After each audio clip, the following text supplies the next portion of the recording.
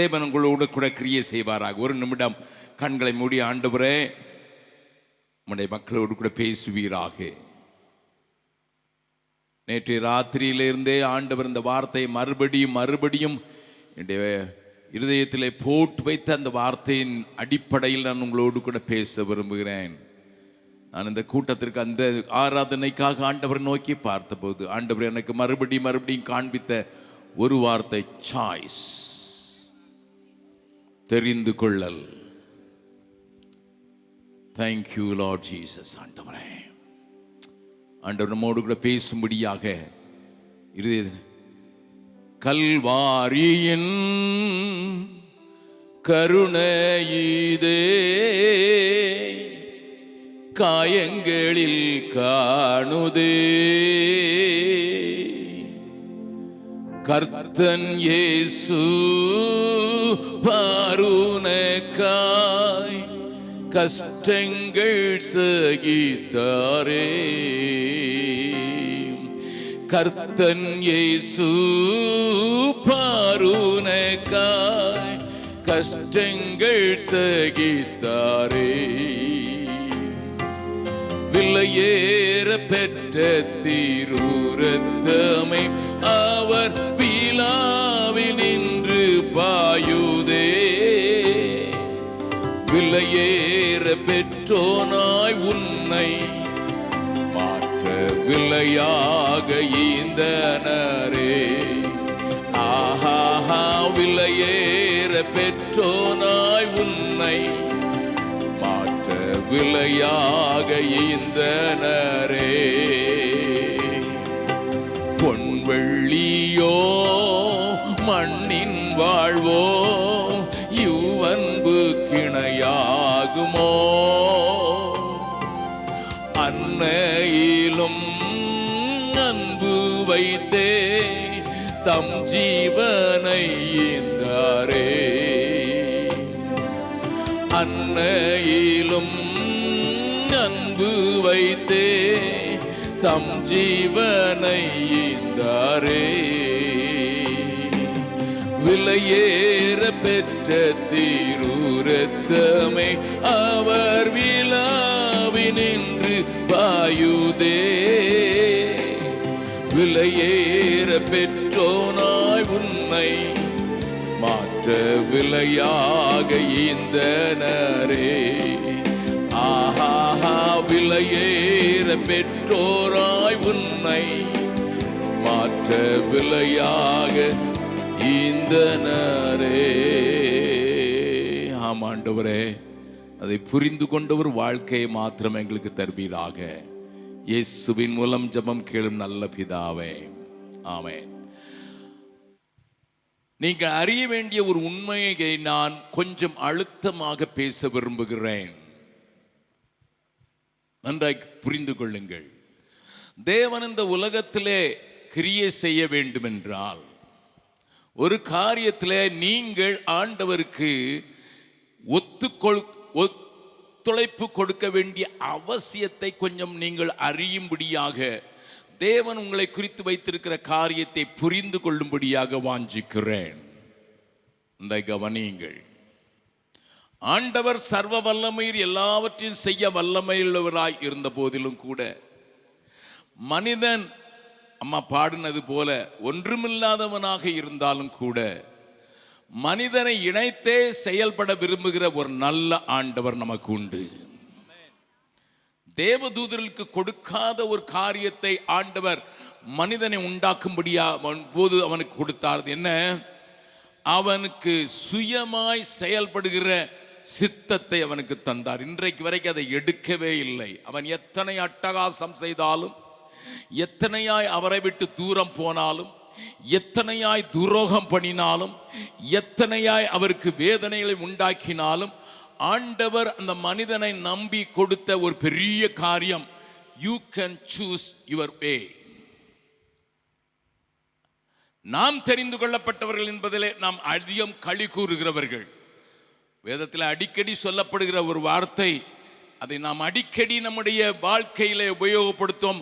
நீங்கள் என்னை தெரிந்து கொள்ளவில்லை, நான் உங்களை தெரிந்து கொண்டேன் என்று ஆண்டவர் சொல்கிற வார்த்தையை அடிக்கடி நம்முடைய ஜெபங்களிலே நாம் நினைப்பது வழக்கம் என்பதை நீங்கள் அறிந்திருக்கிறீர்கள். 1 தெசலோனிக்கர் 1வது அதிகாரத்தின் 3வது வசனத்தில் தெளிவாகவே பவுல் சொல்கிறார், நீங்கள் தெரிந்து கொள்ளப்பட்டவர்கள் என்று நாங்கள் அறிந்து நாங்கள் இப்படி பேசுகிறோம் என்றெல்லாம் அவர் எழுதுகிறதை நீங்கள் பார்க்கலாம். தேவன் நம்மை தெரிந்து கொண்டார் என்பது ஒரு பக்கம் ஒரு பெரிய ஐஸ்வர்யத்தை நமக்கு திறந்து தருகிறது என்றாலும் கூட, ஆண்டவர் நமக்கு முன்னதாக நமக்கு நம்முடைய சாய்ஸுக்கு நிறைய காரியங்களை விட்டு விடுகிறார் என்கிற அந்த உண்மையை உணர்ந்து கொண்டால் நம்முடைய வாழ்க்கையில் ஒரு பெரிய திருப்பம் நடக்கும் என்பதை மாத்திரம் இந்த ஆராதனையில பேசும்படியாக நான் வாஞ்சிக்கிறேன். ஏனென்றால் ஆண்டவருடைய வார்த்தை சொல்லுகிறது, எரேமியா தீர்க்கதரிசியின் புஸ்தகம் 21வது அதிகாரத்தில் ஆண்டவர் இந்த காரியத்தை தெளிவுபடுத்துவதற்காக ஒரு காரியத்தை செய்கிறார். அதைத்தான் நாம் பார்க்கிறோம். எரேமியா தீர்க்கதரிசியின் புஸ்தகம் 21வது அதிகாரத்தில் ஆண்டவர் சொல்கிற இந்த வார்த்தையை கொஞ்சம் பாருங்கள். 8வது வசனம், பின்னையும் அவர் இந்த ஜனங்களை நோக்கி இதோ நான் உங்கள் முன்னே ஜீவ வழியையும் மரண வழியையும் வைக்கிறேன். நன்றாய் கவனியுங்கள். God never forces anyone, please understand. தேவன் ஒரு நாளும் ஒருவரையும் தள்ளிவிட்டு காரியத்தை நிறைவேற்றுவதற்கு விரும்பாதவர். கதவு பூட்டி இருக்கிறது என்றாலும் அதை திறக்கிறதற்கு அவருக்கு வல்லமை உண்டு என்றாலும் வெளியே நின்று மெதுவாக ஜென்டிலாக தட்டி, இதோ வாசற்படியில் நிற்கிறேன், நீ திறந்தா உள்ள வருவேன், அவ்வளவுதான். He is a very gentle God. He never pushes anybody. இதை நீங்கள் அறிந்து கொள்ள வேண்டும். அதனால் தான் வேதம் சொல்கிறது, உனக்கு முன்னதாக ஜீவ வழியையும் மரண வழியையும் வைக்கிறேன், இதுல நீ எந்த வழியை போக வேண்டும் என்பதை நீனேதான் தெரிந்து கொள்ள வேண்டும் என்று சொல்லி ஆண்டவர் மனிதனுக்கு சுயமாய் செயல்படுகிற சுய சித்தத்தை நிறைவேற்றுகிற அந்த செல்ஃப் வில் என்று சொல்லுகிறார்களே ஆங்கிலத்தில், அதை நிறைவேற்றுவதற்குரிய பூரண உரிமையை கொடுத்ததினால்தான் நாம் ரட்சிக்கப்படும் போது கூட அவர் ரட்சிப்பை கல்வாரியிலே சம்பாதித்து விட்ட போதிலும் கூட நீங்கள் அதை விசுவாசித்து அதை ஏற்றுக்கொள்ளப்படும் போதுதான் ரட்சிப்பை நீங்கள் பெறுகிறீர்கள். ஹல்லேலூயா. இது மனிதனுக்கு தேவன் கொடுத்திருக்க ஒரு பெரிய வரப்பிரசாதம் என்று நான் சொல்லுவேன். ஒரு சின்ன பல்பு எரிய வேண்டும் என்றால் நாம் சாதாரண மொழியிலே சொல்லுவோம் என்றால் ஒன்றை பாசிட்டிவ் என்று சொல்கிறோம், ஒன்றை நெகட்டிவ் என்று சொல்கிறோம். இன்னும் கொஞ்சம் ஆழமாக அந்த கிராமத்தின் பக்கத்தில் பேசுங்க, ஒரு எர்த் வயர் என்று சொல்வார்கள். நான் ஒரு ஒன்றுமில்லாத ஒரு எர்த்தா இருந்தாலும் அடுத்த வயர்ல பெரிய பவர் வந்தாலும் நம்ம 2 பேரும் இணைஞ்சாதான் லைட் எரியுங்கிற காரியத்தில் தேவன் என்னை அவரோடு கூட இணைத்திருக்கிறார் என்று நம்புறவர்கள் மாத்திரம் ஒரு அல்லேலூயா சொல்லலாமா? Yes, God has a plan like that only. அப்படித்தான் ஆண்டவர் செய்து கொண்டிருக்கிறார். ஆகையினால் தான் அவர் எப்பொழுதும் சில நேரங்களிலே மனிதனிடத்தில் தாங்குகிற காட்சியை பார்க்கலாம். மோசேயை பார்த்து ஆண்டவர் சொன்னார், அவருடைய சத்தத்தை நான் கேட்டேன், நான் இறங்கி வந்து விட்டேன், நான் இறங்கினேன், நீ வா. I can deliver people with all my hand, all my power, a mighty hand. நான் ஒரு வல்லமை இல்ல, என்னுடைய கரத்தினால் அவளை விடுவிக்க முடியும். But I need you, man.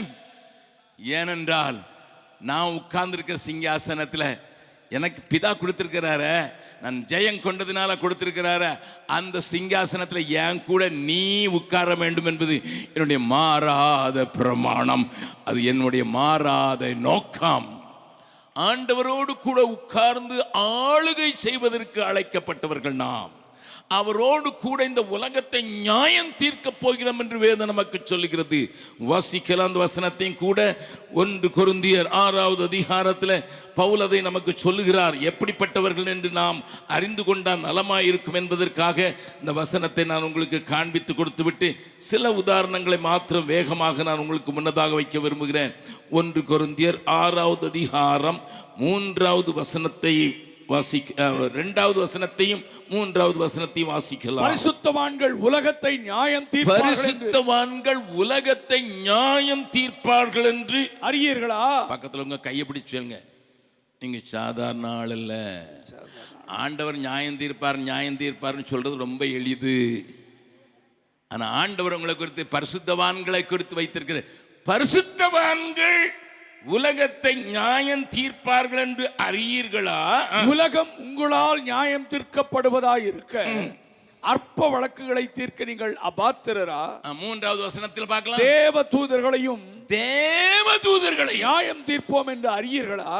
ஐயா, ஒரு தூதனே வந்து 1,85,000 பேரை ஒரே நேரத்தில் காலி பண்ணக்கூடிய பராக்கிரமசாலியா இருந்தாலும் நாங்கள் கொடுக்கப்பட்ட அதிகாரத்தினாலே அவரையும் நியாயம் தீர்ப்பதற்காக அழைக்கப்பட்டவர்கள்.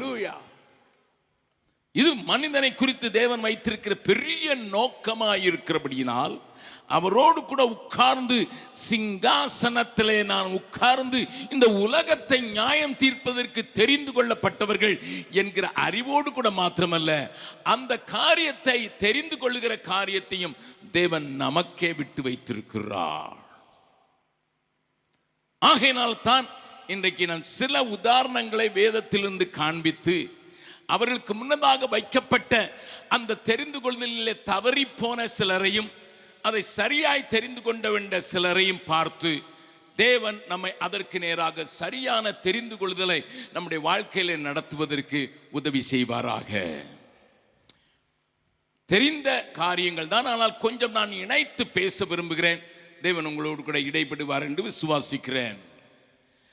ஆதியாகமத்தில் இருந்து கொஞ்சம் ஆரம்பிக்கலாம். ஆதியாகமம் புஸ்தகத்தில் ஒரு வசனத்தை நீங்கள் அறிந்திருக்கிறீர்கள். இப்பொழுது அவைகளை கொஞ்சம் நாம் காது கொடுத்து கேட்கலாம். ஆதியாகமம், ஆண்டவர் அங்கே நமக்கு தெளிவாக இந்த வார்த்தைகளை எழுதி வைத்திருக்கிறதுனால அவைகளை குறித்த தெரிவு நமக்கு வேண்டும் என்று சொல்லி வாசிக்கலாம். 25வது அதிகாரத்தின் 29வது வசனத்தில் இருந்து நாம் வாசிக்கலாம். ஒரு நாள் ஏசா வெளியிலிருந்து களைத்து வந்தபோது யாக்கோபு கூழ் சமைத்துக் கொண்டிருந்தான். அப்பொழுது ஏசா யாக்கோபை நோக்கி அந்த சிவப்பான கூழிலே நான் சாப்பிட கொஞ்சம் தா, நான் சாப்பிடுவதற்கு கொஞ்சம் தா, இளைத்திருக்கிறேன் என்றான். இதனாலே அவனுக்கு ஏதோம் என்கிற பெயர் உண்டாயிற்று. அப்பொழுது யாக்கோபு உன் சேஷ்ட புத்திர பாகத்தை இன்று எனக்கு விற்று போடு என்றான். போதும். இந்த கதை நமக்கு அநேகருக்கு நன்றாக தெரிந்திருந்தாலும் கூட முக்கியமான ஒரு காரியத்தை மாத்திரம் உணர்த்தி வைக்கிறதுக்காக இந்த சம்பவத்தை நான் உங்களுக்கு முன்னதாக சொல்கிறேன். களைத்து வருகிறான், வேட்டையாடி ஒன்றும் கிடைக்காதபடி அல்லது கிடைத்திருந்தாலும் அதை உடனே புசிக்க கூடாதபடி பசியோடு கூட ஏசா வருகிறான். இங்கே வீட்டிலே அம்மாவுடைய பிள்ளையாயிருந்த யாக்கோபு இங்கே கூழ் சமைத்துக் கொண்டிருக்கிறான். ஒரு பக்கம் பசியோடு இருக்கிற ஒரு மனிதன், இன்னொரு பக்கமும் பசியோடு கூட இருக்கிற மனிதன். ஆகையினால் தான் அம்மா நல்ல எக்ஸ்பர்ட் குக்கா இருந்தா கூட இவனே கிச்சன்ல போய் சமைக்க ஆரம்பித்திருக்கிறான். ரெபேக்காளை குறித்து நமக்கு தெரியும். அந்த அம்மா சமைச்சதுன்னா அந்த வாசனையில குருட்டு ஈசாக்கு என்ன கண் மண்ணு தெரியாம என்னத்தையாவது ஆசீர்வதிச்சிருவார். உங்களுக்கு தெரியும், அவ்வளோ எக்ஸ்பர்ட் குக்குக்கு செல்ல பிள்ளையாயிருந்த யாக்கோபு இங்கே தானே கூழ் உண்டாக்கி கொண்டிருக்கிறான் என்றால் அவனுக்கும் பசி இருந்தது உண்மைதான்.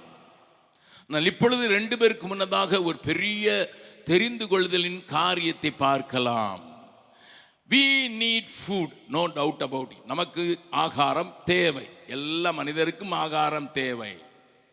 எல்லா நேரங்களிலையும் நாம் பசிக்கிறதாக உணர்வதில்லை. சில நேரங்களில் பசித்து சாப்பிடுகிறோம், சில நேரங்களில் அதை கொஞ்சம் மாற்றி விட்டு பசியாட்டாலும் சாப்பிடுகிறோம்.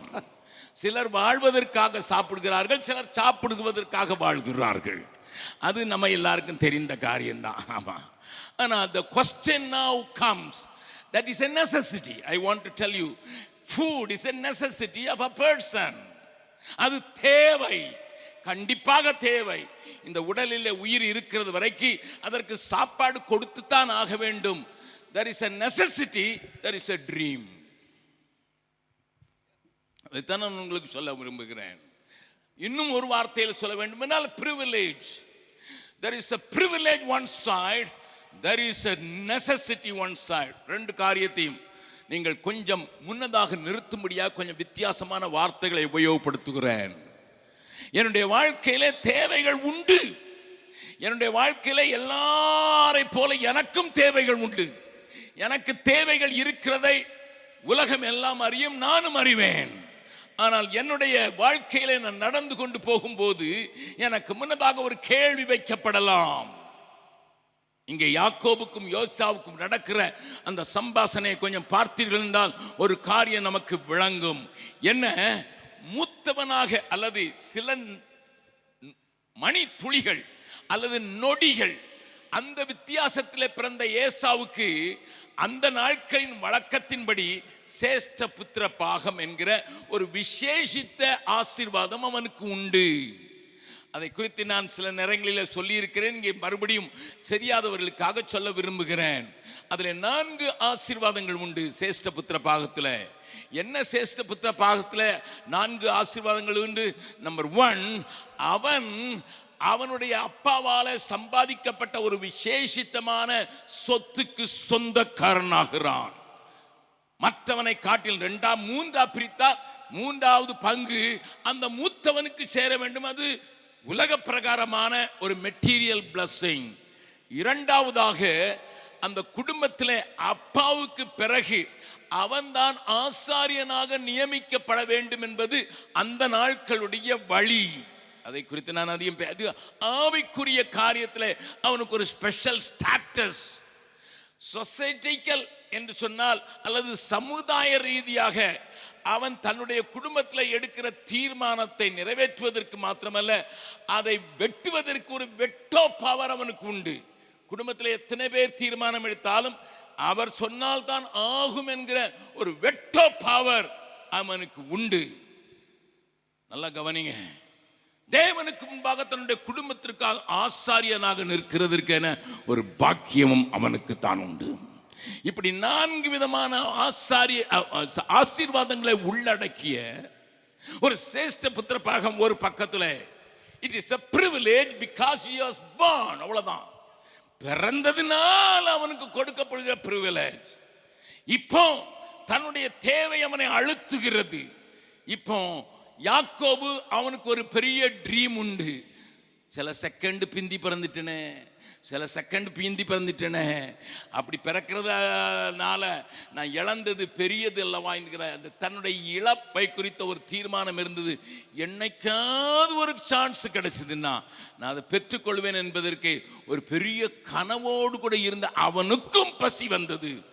ஆனால் பசி அதை மேற்கொள்ள முடியவில்லை. ஏனென்றால் தேவனுக்கு முன்பாக ஆசாரியனாக நிற்பதற்கும் தேவனுடைய காரியங்களை நடத்துவதற்கும் என் குடும்பத்திற்கு பொறுப்பாளியாக நான் நிற்பதற்கும் எனக்கு ஒரு பாக்கியம் கிடைக்கிறது என்று சொல்லி ஒரு கூழுக்காக அவன் கேட்ட ஒரு பெரிய விலைக்கிரயம் சேஷ்ட புத்திர பாகம். இதெல்லாம் கதை உங்களுக்கு நல்லா தெரியும்.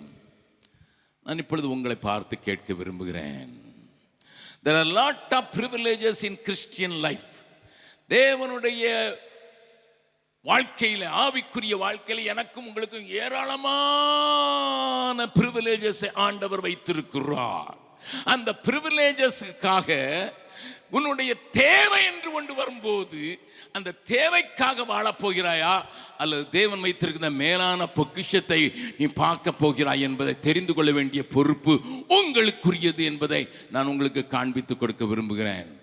அநேகர் தங்களுடைய தேவையை தான் முன்னிறுத்தினதினால் தங்களுக்கு கிடைக்கப்படுகிற அல்லது கொடுக்கப்படுகிற ஒரு பெரிய உன்னதமான காரியத்தை இழந்து போகிறார்கள் என்பதை நான் உங்களுக்கு சொல்வது மாத்திரமல்ல, ஒரு வசனத்தை எபிரேய நிருப ஆக்கியோன் சொல்கிறதை பாருங்கள். 12வது அதிகாரத்தில், எபிரேய நிருப ஆக்கியோன் 12வது அதிகாரத்தில் ஒரு வார்த்தையை நமக்கு சுட்டி காண்பிக்கிறார். அந்த வார்த்தையை நாம் அறிந்திருந்தாலும் கூட அதை நினைவுபடுத்தும்படியாக வாசிக்கலாம். 15வது வசனத்தில் இருந்தே வாசிக்கலாம். ஒருவனும் தேவனுடைய கிருபையை, நல்ல வசனத்தை பாருங்க, தேவனுடைய கிருபையை இழந்து போகாதபடிக்கும். அதுக்கு தான் உதாரணம். அது தேவ கிருபையை அது நீ பெற்றுக்கொள்வதற்கு நீ ஒன்னும் சம்பாதிக்க முடியாதப்பா. அது அவருடைய இரக்கங்களினால் அவருடைய தயவினால் உனக்கு கொடுக்கப்படுகிற பிச்சை. அது உனக்கு கொடுக்கப்படுகிற ஈவு. அந்த கிருபையை நீ வீணடித்து விட முடியும். எப்படி வீணடித்து விட முடியும்? வாசிக்கலாம். யாதொரு கசப்பான வேர் முளைத்தெழும்பி கலக்கம் உண்டாக்குகிறதினால் அநேகர் தீட்டுப்படாதபடிக்கும்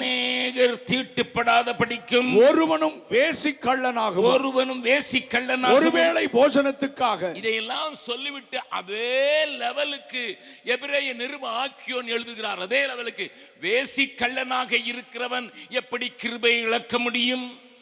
கசப்பை சுமந்து திரிகிறவன் எப்படி கிருபை இழக்க முடியும்? அநேகருக்கு கலக்கத்தை கொண்டு வருகிற கூடிய காரியத்தை பரப்புகிறவன் எப்படி தேவ கிருபை இழக்க முடியும் என்றெல்லாம் சொல்லிவிட்டு அதே நிலையிலே கொண்டு வருகிறார். ஒருவேளை போஜனத்துக்காக தன் சேஷ்ட புத்திர பாகத்தை விற்று போட்ட ஏசாவை போல சீர்கெட்டவனாகவும் இராதபடிக்கும் எச்சரிக்கையாய். சீர்கெட்டவனாக இராதபடிக்கு. சீர்கெட்டதுன்னா என்னது? சீரா இருக்குதுன்னா ஒழுங்கா இருக்குன்னு அர்த்தம். சீர்கெட்டதுன்னா பிரையாரிட்டிஸ் மாறிட்டுன்னு அர்த்தம். நல்ல கவனிங்கள் இந்த நேரத்தில். What is my priority? என் வாழ்க்கையில எதற்கு நான் முக்கியத்துவம் கொடுக்கிறேன்? அதை வைத்து மையமாக நான் எப்படி தெரிந்து கொள்கிறேன்? ஏன் இந்த தெரிந்து கொள்ளுதலை குறித்து நான் கொஞ்சம் அழுத்தமாக சொல்லுகிறேன் என்றால், தெரிந்து கொள்ளுதலை வச்சு உங்களை அளந்துடலாம். நீங்க எப்படிப்பட்டவர் என்பதை உங்களை அளக்கிறதற்கு நீங்க எதை தெரிந்து கொள்ளுகிறீர்கள் என்பதை வைத்து நீங்கள் புரிந்து கொள்ளலாம். ஒரு பிள்ளையை கூப்பிடுங்க, அது கையில் ஒரு மில்க் சாக்லேட் பார் ஒன்று வச்சிங்க, அடுத்த கையில் ஒரு 500 ரூபா நோட்டு வச்சிங்க. சின்ன பிள்ளையா இருந்ததுன்னா, குட்டி பிள்ளையா இருந்ததுன்னா என்ன செய்யும்? அதுக்கு வேண்டியது சாக்லேட், உடனே கிடைக்கக்கூடியது, உடனே இமீடியட் எனக்கு கிடைக்கக்கூடிய சாக்லேட்னு எடுத்துக்கணும். கொஞ்சம் வளர்ந்ததுன்னா இந்த நாட்களில் 7லேயே இலை விட்டுருது. இந்த நாட்களில் அவங்களுடைய ஞானம் எங்கேயோ போகுது. அதை அளக்கிறதுக்கு கொஞ்சம் கஷ்டமாகத்தான் இருக்குது. அப்படிப்பட்ட ஞானத்தை உடைய பிள்ளையா இருந்ததுன்னா 7 வயசுலே, அது இப்போ 3 வயசு இல்லை, 3 வயசுனா சாக்லேட் எடுக்கும். 7 வயசுல என்ன எடுக்கும்? 500 ரூபா நோட்டு எடுக்கும். ஏன்னா இதை வச்சு நிறைய சாக்லேட் வாங்கிக்கலான்னு தெரியும் அதுக்கு. ஆமாம், இதை வச்சே இந்த வயதுடைய காரியத்தை அறிந்து கொள்ளலாம். நேற்று என்னுடைய பேரன், என்னுடைய மகள் ஜாயுடைய மூத்த மகன் இங்கே இருக்கிறான். அவன் என்கிட்ட ஒரு கேள்வி கேட்டான். என்ன கேட்டான் தெரியுமா? ஆமா தாத்தா, 5 புஸ்தகம் மோசையின் புஸ்தகம்னு சொல்றீங்கல்ல? ஆமா.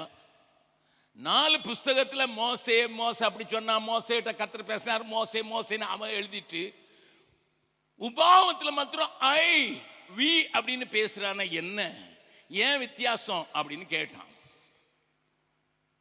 நல்லா கவனிங்க, நீங்க எப்படி பைபிள் படிக்கிறீங்க தெரியல. குட்டி மகன் அவனுக்கு, ஆமா 8 வயசு தான் ஆகுது. அந்த வயசுலயே அவன் எப்படி எப்படி 8-9 வயசு ஆகுது. 9 வயசுல அவனுடைய கேள்வி ஒரு பைபிள் காலேஜ் ஸ்டூடெண்ட் கேட்க கூடாத ஒரு கேள்வியை கேட்கணும். முதல் 4 புஸ்தகத்துல மோசே கர்த்தர் நோக்கி மோசே என்று தான் எழுதுகிறான் தன்னை குறித்து எழுதும் போது. ஆனா டியூட்ரானியில வர மட்டும் பர்சனலைஸ் பண்றானே, என்னையா தன்னை அவன் காட்டி கொடுக்கிறான், நான் என்று சொல்லுகிறானே, அது எதுக்கு தாத்தா என்று கேட்டபோது நான் சொன்னேன், அப்பா முதல் 4 அதிகாரம் அது ஹிஸ்டரியா எழுதுறான். 5வது புஸ்தகம் ஆண்டவருக்கும் ஜனங்களுக்கும் அவனுக்கும் நடக்கிற டயலாக் ஆகையினால அதை தன்னோடு கூட இணைத்து எழுதுகிறான்னு சொன்னபோதுதான் he was satisfied. ஏன் தெரியுமா? இன்னைக்கு பிள்ளைகள் அப்படி தெரிந்து கொள்ளவர்களாக மாறிவிட்டார்கள். அதுக்காக நான் சொல்கிறேன். ஸோ பக்கத்தில் உங்க கையை பிடிச்சு கேளுங்க, நீங்க 3 வயசுல இருக்கீங்களா 7 வயசுல இருக்கீங்களா? எதை தெரிந்து கொள்வீங்க? இப்ப சாக்லேட் கிடைக்குது, இனிமே இந்த ரூபாய் எடுத்துட்டு போய் கடையை தேடி போய் நான் தேடுற சாக்லேட்டை வாங்கி அதெல்லாம் யார் பார்த்தா இப்ப கிடைக்குதா? அதுதானே ஏசாவுடைய நிலைமை அன்றைக்கு. I want something immediately. That's all. I don't bother about the long term blessing which is kept for me. ஒருவேளை இந்த ஆசீர்வாதத்தை பெற்றுக்கொண்ட அந்த யாக்கோபு 20 வருஷம் தன்னுடைய இடத்துல கூட இருக்க முடியல. அந்த ஆசீர்வாதத்தை பெற்றுக்கொள்ளும் கூடியாக அவனை ஏவி விட்ட ரெபேக்காளை அவன் திரும்ப பார்க்கல. தெரியுமா உங்களுக்கு? when he returned back after 20 years, மாமனார் வீட்டில் போய் கல்யாணம் கட்டி பிள்ளையை பெற்று ஆடு மாடுகள்லாம் சம்பாதிச்சுட்டு வீட்டுக்கு வரும்போது அம்மா இல்லை, ரெபேக்கா இல்லை. தன் பிள்ளை ஆசீர்வதிக்கப்பட்ட அந்த காரியத்தை விரும்பி அவனுக்கு நாடகம் ஆட வைத்து அவனை எப்படி எல்லாமோ ட்ரெஸ் பண்ணி அனுப்பின அந்த ரெபேக்காளை அவன் திரும்ப பார்க்க முடியாத இடத்துக்கு தான் ரெபேக்காள் தள்ளப்பட்டு விட்டாள். and it took lot of time for the Lord to deal with him. அவனோடு கூட அதிகமாக இடைப்பட்டு தான் அந்த இடத்திற்கு அவனை கொண்டு வர முடிந்தது. அதனால் தான் பார்வோன் முன்னதாக நின்று சொல்கிறான், எனக்கு என் வயசு கொஞ்சமா இருக்குது, என் பிதாக்களின் வயசுக்கு நான் மஞ்சள, அது சஞ்சலம் மிகுந்ததா இருந்தது. ஒரே சஞ்சல பாதையில போகிறதா பார்க்கிறான். அவனுக்கு ஒண்ணு மட்டும் தெரியும், அவனுக்கு ஒண்ணு மட்டும் தெரியும், ஒரு நாள் இல்ல ஒரு நாள் ஆயிலும் எனக்கு கூடிய அந்த சிரேஷ்ட புத்திர பாகத்தினுடைய மகிமையை நானும் என் குடும்பத்தாரும் தொடர்ச்சியாக நாங்கள் அறிவோம் என்று சொல்லி. நோவேர் இந்த பைபிள் எந்த தலைமை செத்தாலும் 70 நாள் எந்த தேசமும் துக்கம் கொண்டாடல. ஆனா எகிப்து தேசம் என்கிற அந்நிய தேசத்துல யாக்கோபு செத்ததுக்கு மாத்திரம் அத்தனை பெரிய துக்கம் கொண்டாடப்பட்டது. என்றால் there is a privilege he earned. தனக்கு கிடைத்த அந்த உரிமையை அவன் அன்றைக்கு தன்னுடைய இமீடியட் காரியத்திற்காக விட்டு போடாதபடி அதை விலக்கி விட்டானால் அதை விட்டு போட்ட ஏசா என்று எழுதியிருக்குது. தன்னுடைய காரியம், அந்த வசனத்தை மறுபடியும் வாசிக்கலாம். யாரை போல இருக்க வேண்டாம்ங்கிறதுல ஏசாவை பற்றி ஒருவேளை போஜனத்துக்காக, ஒருவேளை போஜனத்திற்காக சேஷ்ட புத்திர பாகத்தை, தன் சேஷ்ட புத்திர பாகத்தை விற்று போட்ட ஏசாவை போல சீர்கெட்டவனாகவும் இராதபடிக்கு எச்சரிக்கையாயிருங்கள். என்னை கேட்கிற அருமையான தேவனுடைய பிள்ளைகளே, அநேக சபைகளிலே இன்றைக்கு இமீடியட்டா கிடைக்கிற அநேக ஆசீர்வாதங்கள் கூறி அறிவிக்கப்பட்டது. ஒருத்தர் நான் டிவியில பார்த்தேன், 100 ஏக்கருக்காக கேளு. அது அவங்களுக்கு கவர்மெண்ட் லா கூட தெரியல, 20 ஏக்கருக்கு மேல வைக்க கூடாது, 100 ஏக்கர் கேளு, இத்தனை கோடி கேளு, இப்படி என்ற பிரசங்கங்களின் மத்தியில் கேட்கும் போதெல்லாம் எங்களுடைய இருதயத்தில் ஒரு பெரிய வாமிட்டிங் சென்சேஷன் தான் அது, தெரியுமா? ஏனென்றால் அந்த உன்னதமான பிரிவிலேஜ், எனக்காக தேவன் வைத்திருக்க உன்னதமான ஒரு உயர்ந்த இடம், எனக்கும் என்னுடைய குடும்பத்தாருக்கும் என்னுடைய தலைமுறைக்கும் வைத்திருக்கிற உன்னதமான இடத்தை நான் பார்க்க தவறின போது எனக்கு முன்னால் இருக்கிற இமீடியட் காரியம், அதை நான் ஏசாவ் சிண்ட்ரம் என்று அழைக்கிறது வழக்கம். அது அவனுடைய தெரிந்து கொள்ளுதலை காண்பிக்கிற ஒரு காரியம் என்பதை நான் சொல்லுவேன். நல்ல கவனிங்க அருமையானவர்களே, மேலான பாக்கியத்தை நாடும்படியான ஒரு இருதயத்தை அவ்வப்போது எந்த சூழ்நிலையிலையும் நீங்க போட்டு பண்ணி பார்க்கணும். என்ன காரியத்தை தெரிந்து கொள்ள வேண்டிய அவசியம் வரும்போது இது என்னை எங்கே எடுத்து செல்லும் என்பதுதான் முக்கியம். இன்றைக்கு அது முடிந்து விடுமா என்பதல்ல, இது என்னை எங்கே எடுத்து செல்லும் என்பது முக்கியம். இது எங்கே எடுத்து செல்லும் என்பது முக்கியம். ஒருவேளை அதற்கு ஒரு பெரிய விலைக்கரையும் செலுத்த வேண்டியது இருக்கலாம். பட் அது என்னை எடுத்து செல்கிறது என்பதை தெரிந்து கொள்வதற்கு முன்னதாக நீங்கள் அறிந்து கொள்ள வேண்டும். மாப்பிள்ளை பார்க்கிற போது, பொண்ணு பார்க்கிற போது, திருமண வாழ்க்கையில நீ தெரிந்து கொள்ளும் போது யாதை தெரிந்து கொள்ளுகிறாய் என்பது முக்கியம் என்பதற்காக நான் வாலிபர்களுக்கு சொல்வேன். What do you see today? It may not be there. எனக்கு தெரிந்த ஒரு நண்பன் தன்னுடைய திருமணத்தில் அழகா இருக்கிறாள், அதிகம் படித்திருக்கிறாள், அதிகம் சம்பாதிக்கிறாள். ஆகையினால் அவளை நான் திருமணம் செய்வேன் என்பது நாங்கள் அவனோடு கூட ஜெபிக்கிறவர்கள் அவனுக்கு நாங்கள் சொல்லிக் கொடுத்தோம். எப்பா, நீ பார்த்துருக்கிற காரியத்தில் நீ ஆண்டோடைய சித்தத்தை செய்கிறது மாதிரி எங்களுக்கு தெரியல, உன்னுடைய அட்ராக்ஷன்லாம் வேற பக்கத்தில் போயிருக்கு. நல்ல தேவனுடைய பிள்ளையாக தான் இருந்தான். ஆனால் இந்த தெரிந்து கொள்ளுங்கிற காரியத்தில் வரும்போது அவன் அவளுடைய சம்பளத்தை பார்த்தான், அவளுடைய அழகை பார்த்தான், அவளுடைய பேக்ரவுண்டை பார்த்தான். அதை மாத்திரம் பார்த்து இதைத்தான் திருமணம் செய்வேன் என்று திருமணம் we stopped him, but he didn't listen. அவன் கேட்கவே இல்லை. நீங்க என்னைய நல்லா இருக்கிற நிலைமையில பார்க்க விரும்பலன்னு சொன்னா என்ன நடந்தது தெரியுமா? திருமணமான ஒரே மாதத்தில் அவளுக்கு கேன்சர் வந்து 3வது மாதத்தில் மரித்து விட்டாள். On the 3rd month he died and she died. அப்பதான் வந்து சொன்னா மறுபடியும் அண்ணமாரே நீங்க சொன்னீங்க, நான் கொஞ்சம் தூரம் பார்க்காம எப்படி இமிடியேட்டா கிடைக்கிற நன்மையை மாத்திரம் பார்த்தேன், நான் வாழ்க்கையை இழந்து நிற்கிறேன் என்று. Until today he is a widower. இன்றைக்கு வரைக்கும் அவன் திருமணம் செய்ய மனதற்றவனாக, வாழ்க்கையை இழந்தவனாக, எல்லாவற்றையும் இழந்தது போல ஒரு பேயறைந்தவனை போல நடந்து கொண்டிருக்கிறதை நான் பல முறை அவனை சந்தித்திருக்கிறேன். அவனால் திரும்ப வர முடியவே இல்லை. என்னை கேட்கிறவர்களே, உங்களுக்கு ஒரு தூர பார்வை இருந்தால் உங்களுடைய தெரிந்து கொள்ளுதல் வித்தியாசமாக இருக்கும். அதைத்தான் நான் சொல்ல விரும்புகிறேன். If you have a long sight, foresight என்று சொல்வார்களே, அந்த foresight இருக்குமானால் உங்கள் தெரிந்து கொள்ளுதல் வித்தியாசமானதாக இருக்கும்.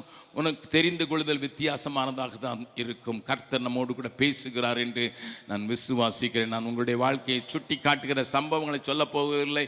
ஆனால் இத்தனை காரியம் உங்களுக்கு ஆவிக்குரிய சபையிலே நடந்து வருகிறவர்களுக்கு இது தெரிந்திருக்கும் என்று நான் விசுவாசிக்கிறேன். இரண்டாவது ஒரு காரியத்தை நான் உங்களுக்கு முன்னதாக வைக்கிறேன். இதுவும் நமக்கு தெரிந்த காரியங்கள் தான். ஆனாலும் கூட ரூத்தினுடைய புஸ்தகத்தை திருப்பிக் கொள்ளுங்கள். ரூத் புஸ்தகத்தை நாம் அறிந்திருக்கிறோம். அந்த அதிகாரத்தில் இருக்கிற எல்லா காரியங்களையும் நாம் அறிந்திருந்தாலும் கூட நான் அதை கொஞ்சம் விளக்கமாக உங்களோடு கூட பேச விரும்புகிறேன். ரூத்தின் சரித்திரத்தை நீங்கள் அறிவீர்கள். நகோமி என்று சொல்லப்படுகிற மாமியாருக்கு முன்னதாக 2 மருமக்கள்மார்கள், 2 பேருக்கும் கணவன் இல்லை என்கிற நிலையிலே அவளும் கவனமற்றனாக இருக்கிற அவள் தன்னுடைய தேசத்துக்கு திரும்பி போக வருகிற நேரம் பெத்லகேமிலே ஆகாரம் உண்டாயிற்று என்று கேட்கிறதுக்கு ஒரு சூழ்நிலை வரும்போது அங்கே 2 மருமக்கள்மார்களுக்கும் முன்னதாக வைக்கப்படுகிற காரியத்தை நாம் வாசிக்கலாமா? முதலாவது அதிகாரம், ரூத்தின் புஸ்தகம் 1வது அதிகாரம் 8வது வசனத்திலிருந்து வாசிக்கலாம். நகோமி தன் 2 மருமக்களையும் நோக்கி, நீங்கள் இருவரும் உங்கள் தாய் வீட்டுக்கு திரும்பி போங்கள். மரித்து போனவர்களுக்கும் எனக்கும் நீங்கள் தயை செய்தது போல கர்த்தர் உங்களுக்கும் தயை செய்வாராக. There is a choice given to both of them. நீம்மா வீட்டுக்கு போங்க, என் பின்னால வந்து உங்களுக்கு ஒரு பிரயோஜனம் இல்லை. என் கூட வந்தா நானே இந்த நிலையில மாற்றப்பட்டிருக்கிறேன். மாறா என்கிற நிலைக்கு, கசப்பான வாழ்க்கைக்கு தள்ளப்பட்டிருக்கிறேன். என்னுடைய வாழ்க்கையில கசப்பு கசப்பு கசப்பு கசப்பு ஆகையினாலே என்னோடு கூட நீங்கள் இருக்கிறது உங்களுக்கு ஒரு பிரயோஜனத்தையும் வரவழைக்க போகிறதில்லை. Go back.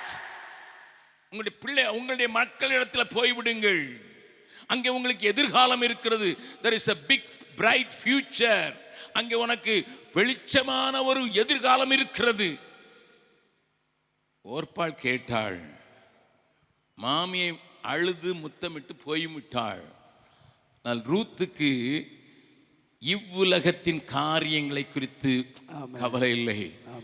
அவள் சொல்லுகிற வார்த்தையில என்ன சொல்லுகிறாள் என்பதை நீங்கள் பார்க்கலாம். அதற்கு ரூத், நான் உம்மை பின்பற்றாமல் உம்மை விட்டு திரும்பி போவதை குறித்து என்னோட பேசவே வேண்டாம். அது காரணத்தை அடுத்த 16வது வசனத்தை வாசிக்கலாம். நீ போகும் இடத்திற்கு நானும் வருவேன். 15 வாசித்து விட்டு 16 வாசி. அப்பொழுது அவள் இதோ உன் சகோதரி, ஓர்பாள் போனதான காரணத்தை சொல்கிறாள். உன் சகோதரி தன் ஜனங்களிடத்திற்கும் தேவர்களிடத்திலும் திரும்பி போய். That was a very key point in that. இந்த தெரிந்து கொள்ளுதலிலே என்ன நடக்கிறது? தன்னுடைய வீட்டுக்கு போயிட்டு அங்க சுகமா இருந்து விட்டாள் என்பதல்ல. Went back to her gods. அவள் தன்னுடைய தேவனிடத்துல திரும்பி போயிட்டா. ஆனா இப்போ ரூத் பார்க்கிறது தனக்கு வளமான ஒரு வாழ்க்கை அல்ல, மாறாக எனக்கு தேவன் மாத்திரம். உம்மோடு கூட வர்றதுக்கு காரணம் என்னுடைய தேவன். அதுதான் சாய்ஸ். எதை தெரிந்து கொண்டேன் தெரியுமா? எங்க தேவன் இருக்கிறாரோ, எங்க தேவ பிள்ளைகள் இருக்கிறாரோ, எங்க தேவ பிள்ளைகளோடு கூட நான் ஆராதிக்க முடியும், ஜீவனுடைய தேவனுடைய அவரை குறித்து அறிய முடியும், அந்த ஜனத்தின் மத்தியில் போறதா எனக்கு விரும்புகிறேன். I may not get a man. எனக்கு ஒருவேளை ஒரு மனுஷன் கிடைக்க மாட்டான். ஒருவேளை என்னுடைய வாழ்க்கை இப்படியே மோடு கூட சேர்ந்து இப்படியே போய்விடலாம். I never bothered about it. எல்லாவற்றை காட்டிலும் இயேசு போதுமே, இயேசு போதுமே, எந்த நாளிலுமே என் நிலையிலுமே எந்த வாழ்வினிலே இயேசு போதுமே, இயேசு போதுமே, இயேசு போதுமே, எந்த நாளிலுமே என் நிலையிலுமே எந்த வாழ்வினிலே இயேசு போதுமே. மனிதர் என்னை கைவிட்டாலும், மாமிசம் அழுகி நாரிட்டாலும், மனிதர் என்னை கைவிட்டாலும், மாமிசம் அழுகி நாரிட்டாலும், ஐஸ்வர்யம் யாவும் அழிந்திட்டாலும், ஆகாதவன் என்று தள்ளிவிட்டாலும், ஐஸ்வர்யம் யாவும் அழிந்திட்டாலும், ஆகாதவன் என்று தள்ளிவிட்டாலும் இயேசு போதுமே, இயேசு போதுமே, எந்த நாளிலுமே என் நிலையிலுமே எந்த வாழ்வினிலே இயேசு போதுமே. பாடலாமா எல்லாரும் சேர்ந்து? எனக்காய் ஜீவன் விட்டவரே, என்னோடிருக்க எழுந்தவரே, எனக்காய் ஜீவன் விட்டவரே, என்னோடிருக்க எழுந்தவரே, என்னை என்றும் வழி நடத்துவாரே, என்னை சந்திக்க வந்திடுவாரே, என்னை என்றும் வழி நடத்துவாரே, என்னை சந்திக்க வந்திடுவாரே, இயேசு போதுமே,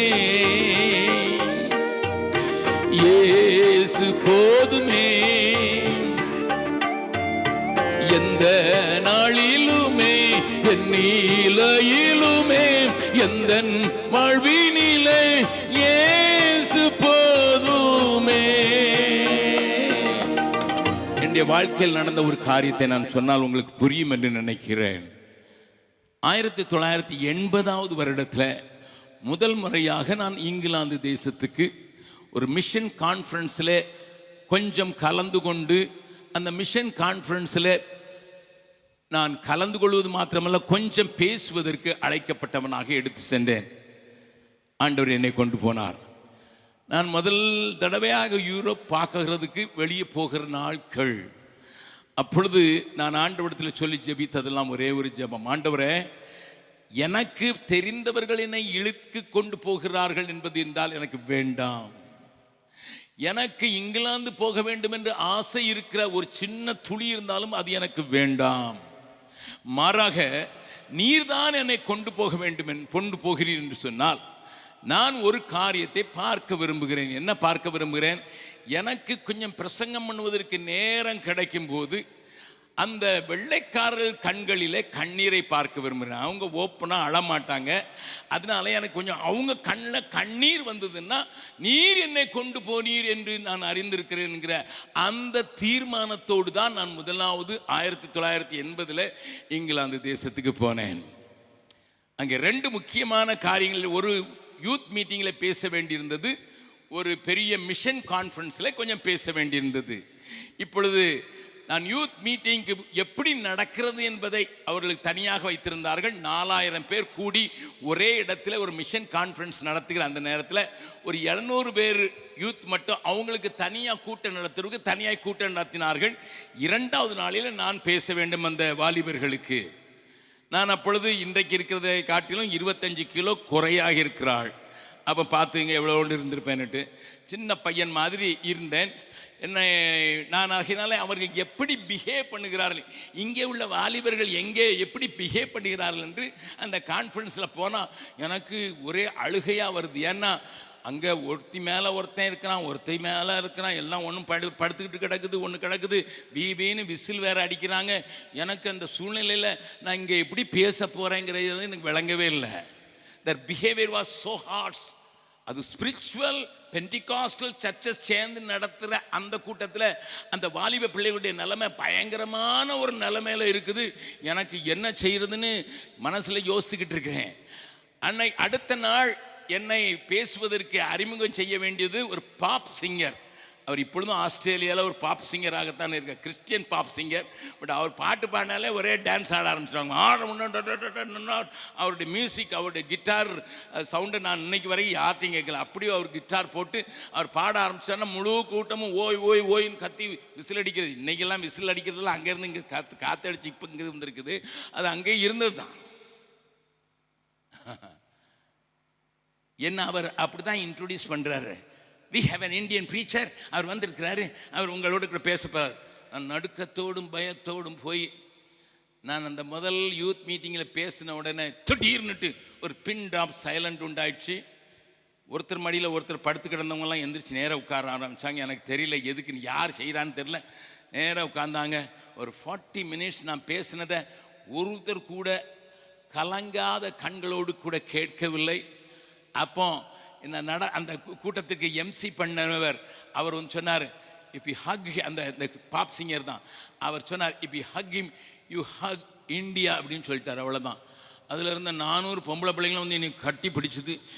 என் உடம்பு நான் தாங்காததுன்னு தான் நினச்சேன். and God moves, it was so strong.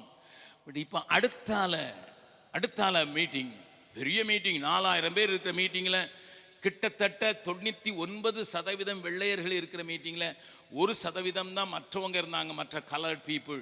அந்த மீட்டிங்கில் நான் உட்காந்து நான் ஜெபம் பண்ணிக்கிட்டே இருக்கிறேன். அது ஒரு பைபிள் காலேஜ் கான்வொகேஷன், அதுவும் நடந்துச்சு. அது நடந்த பிறகு அங்கே என் பக்கத்தில் மெயின் ப்ரீச்சர் ஒருத்தர் இருக்காரு. அதுக்கு முன்னால் நான் பேசணும். எனக்கு 12 நிமிஷம் அதில் போட்டு கொடுத்துருந்தாங்க. அங்கெல்லாம் 12 நிமிஷம்னா 12 நிமிஷத்தில் பேசணும். ஏன்னா அங்கே கவுண்டிங் கிளாக் ஓடிக்கிட்டு இருக்கும். இல்லைன்னா ஸ்டேஜ் கீழே போயிடும், இல்லைன்னா மைக் ஆஃப் ஆயிரும். வெளிநாட்டில் நிலைமை. நீங்கள் 12 நிமிஷம் கொடுத்துருக்காங்க அங்கே. ஆனால் பைபிள் கான்வொகேஷன் கொஞ்சம் நீளமாயிட்டதுனால என் பக்கத்தில் இருக்கிற அந்த டைரக்டர் ஆஃப் மிஷன் சொல்கிறாரு, Jebakumar, I am sorry, we may not be able to give 12 minutes, 8 minutes தான் உனக்கு. சரி, ஓகே. அதுக்கு பிறகு நான் சொன்னேன், எனக்கு 8 மினிட்ஸ்லாம் தேவையில்லை, ஆண்டவர் கிரியை செய்கிறதுக்கு சில நிமிடங்களே போதும் அப்படின்னு சொல்லிட்டு நான் மைக்கில் போய் பிரசங்கம் பண்ண 4வது நிமிஷத்தில் ஆங்காங்கே ஓ என்கிற சத்தத்தோடு ஜனங்கள் அழ ஆரம்பித்து விட்டார்கள். நான் பெருமைக்காக சொல்லவில்லை. அன்றைக்கு அந்த கூட்டத்தில் ஒப்பு கொடுத்தவர்கள் 45 பேர் வெளிநாடுகளுக்கு மிஷினரிகளாக போனார்கள். கர்த்தர் அதை அங்கீகரித்தார். அந்த ஆவியானுடைய கிரியையை பார்த்து அன்னைக்கு சாயங்காலம் போய் என்னுடைய அறையில் இருக்கும்போது ஒரு நார்த் இந்தியன் கப்பல் என்னை தேடி வந்தார்கள். ஒரு நார்த் இந்தியாவில் இருந்து போய் அங்கேயே போய் செட்டில் ஆகி யூகேயிலே போயிருந்தவங்க.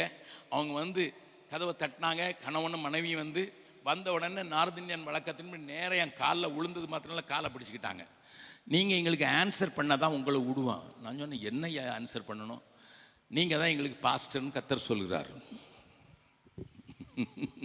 நாங்கள் ஜெபம் பண்ணிக்கிட்டு இருக்க, நீங்கள் தான் ஆன்சர். நீங்கள் எங்களுக்கு பாஸ்ட் ஆயிருங்க. உங்களுக்கு தமிழ் தெரியுது, உங்களுக்கு இங்கிலீஷ் தெரியுது, உங்களுக்கு ஹிந்தி தெரியுது. இங்கே லண்டனில் நிறைய ஹிந்தி பேசுகிறவங்க இருக்காங்க, அவங்க மத்தியில் நீங்கள் ஊழியம் செய்யலாம். தமிழ் பேசுகிறவங்களுக்கு நீங்கள் ஊழியம் செய்யலாம். நாங்கள் ஹிந்தி ஆட்கள், எங்களுக்கும் ஊழியம் செய்யலாம். ஆகையினால இங்கே இருங்க, இங்கிலீஷ் நடத்தலாம். ஆகையினால ஒரு பெரிய ஊழியம் உங்களுக்கு இருக்குது. நீங்கள் வேணும்னா நாங்கள் 2 மாதம் வருஷத்தில் கொடுக்கணும். வட இந்தியாவில் போய் உங்கள் வட இந்தியாவில் கொஞ்சம் ஊழியம் செஞ்சுட்டு நீங்கள் திரும்பி வந்துடலாம். அப்படின்னு போனால் நீங்கள் உடனே கேட்பீங்க, எங்கேயா வீடு இருக்கும், எங்கேயா கார் இருக்குன்னு. என்னோடக்கும் என் மனைவிக்கும் 2 கார் இருக்கனால 1 காரை உங்களுக்கு கொடுத்துட்றோம். 2 வீடு இருக்கிறதுனால 1 வீடை உங்களுக்கு கொடுத்துட்றோம். You can bring your wife back, இங்கே கொண்டு வந்துடலாம். நீங்கள் 2 பேரும் இருங்க. ஒரு வருஷத்துக்கு போகிறதுக்கு எல்லா செலவும் நாங்கள் பார்த்துக்கிறோம். நாங்கள் இத்தனை ஹிந்தி மக்கள் இருக்கிறோன்ட்டு காலை பிடிச்சிட்டு நீங்கள் ஆமான்னு சொன்னால் தான் ஓடுவேன். நான் சொன்னேன், நீ இங்கிலாந்தில் பாதி தந்தாலும் தரமாட்டேன்பா. நல்லா கவனிங்க. அந்த நேரத்தில் நாங்கள் எப்படிப்பட்ட வீட்டில் குடியிருந்தோன்னு நீங்கள் கேட்டால் நீங்கள் நம்ப மாட்டீங்க. நாங்கள் இருந்த வீடை நீங்கள் கேட்டிங்கன்னா கரண்ட் எப்போமாவது தான் வரும். அதுக்கு பேரே பிஜ்லி. பிஜ்லின்னா மின்னலுக்கும் அதுக்கும் ஒரே பேர் தான். அது மின்னல் வந்துட்டு போகிற மாதிரி தான் வரும். அப்படிப்பட்ட இருட்டு அறையில் என் மனைவியை 12 மணிக்கு நான் டார்ச் வச்சு தான் முகத்தை பார்த்துருக்கேன். பகலில், ராத்திரி இல்லை, பகலில். அப்படிப்பட்ட வீட்டில் குடியிருக்கிறோம். ஆனால் அந்த பக்கத்தில் நல்ல வசதிகளோடு கூட இருக்கிற வீட்டில் லண்டன் பட்டணத்தில் காரையும் தந்து காணிக்கையும் தந்து நீங்கள் 10 மிஷினரி கூட தாங்கிறதுக்கு நாங்கள் எங்கள் சபையிலேருந்து எழுப்புறோம்னு சொல்கிற பெரிய ஆஃபர் வருது. இப்போ நான் தெரிந்து கொள்ள வேண்டிய சூழ்நிலையில் தள்ளப்படுகிறேன். பார்க்குறதுக்கு ரொம்ப கிளாமரஸாக தான் இருக்குது, பார்க்குறதுக்கு ரொம்ப ப்ராக்டிக்கலாக தான் இருக்குது. But my word was real. நான் சொன்னேன், எனக்கு அழைத்த இடத்தில் தான் நான் இருப்பேனே வழிய இன்னைக்கு தருகிற ஆசீர்வாதத்தில் அல்ல என்று சொல்வதற்கு கர்த்தர் எனக்கு உதவி செய்தார். ரூத்தினுடைய நிலைமை அப்படித்தான். She never saw any positive sign on the other side when she was with Naomi. நவோமியோடு கூட இருக்கும்போது ஒரு பாசிட்டிவ் கூட இல்லை. அவளே நெகட்டிவ் தான். இப்போ பேச ஆண்டவர் என்னை எடுத்துட்டாரு, ஆண்டவர் என்னை கொண்டு போட்டார், ஆண்டவர் என் பிள்ளையை கொண்டு போட்டார், ஆண்டவர் எல்லாம் பழி போடுகிற ஒரு நெகட்டிவ் தாட்டோடு இருக்கிற மருமகள் மாமியார். ஆனால் ரூத்து சொன்னா, உம்முடைய தேவன் மாத்திரம்தான், என்னுடைய தேவர்கள் அல்ல, உம்முடைய தேவனே. ஆனால் அவளுக்கு அன்னைக்கு தெரியாது அந்த தீர்மானத்தின் உறுதி. அவளை இயேசு கிறிஸ்துவின் வம்ச வழியில் அவளுடைய பெயர் இணைக்கப்படும் என்று தெரியாது. உனக்கு இன்னைக்கு ஒருவேளை தெரியாமல் இருக்கலாம் நீ எதை சூஸ் பண்ணுறதுன்ட்டு. நீ தெரிந்து கொள்வது உனக்கு இன்றைக்கு தெரியாமல் இருக்கலாம். ஆனால் தேவனுக்காக நின்றுப்பார். இப்பொழுது பாடலாமா? மனிதர் என்னை கைவிட்டாலும், மாமிசம் அழுகி நாறிட்டாலும், ஐஸ்வர்யம் யாவும் அழிந்துவிட்டாலும், ஆகாதவன் என்று தள்ளிவிட்டாலும் இயேசு போதுண்டு. இதை உணர்ந்து மட்டும் கொஞ்சம் பாடுவீங்களா? இந்த பாட்டை பாட வேண்டாம். இதை பாட்டு எழுதின கன்னியாகுமரியை சேர்ந்த பிரகாஷ் ஈஸ்வரியான் இன்னைக்கு ஆண்டோட்ட போயிட்டாரு. ஆனால் அந்த பாட்டு இன்னைக்கு அநேகரை தட்டி எழுப்பி கொண்டிருக்கிற பாடல். இவைகளெல்லாம் இன்றைக்கு பாடல்கள் மறந்து போன பாடல். அதை இறுதி நாளத்திலிருந்து பாடலாமா? மனிதர் என்னை கைவிட்டாலும், மாமே கரங்களை தட்டி நல்லா பாடுவார். உண்மையாய் நம்புறவர்கள், மனிதர் என்னை கைவிட்டாலும், மாமிசம் அழுகி நாரிட்டாலும், ஐஸ்வர்யம் யாவும் அழிந்திட்டாலும், ஆகாதவன் என்று தள்ளிவிட்டாலும், ஐஸ்வர்யம் யாவும் அழிந்திட்டாலும், ஆகாதவன் என்று தள்ளிவிட்டாலும், இயேசு போதுமே, இயேசு போதுமே. எந்த நாளிலுமே என் நிலையிலுமே எந்த வாழ்வினிலே இயேசு போதுமே, இயேசு போதுமே, இயேசு போதுமே. எந்த நாளிலுமே என் நிலையிலுமே எந்த வாழ்வினிலே இயேசு போதுமே. நல்ல கவனிங்க, என்ன கர்த்தரிடத்திலிருந்து பிரிக்கிற எந்த பிரிவிலேஜும் வேண்டாம்.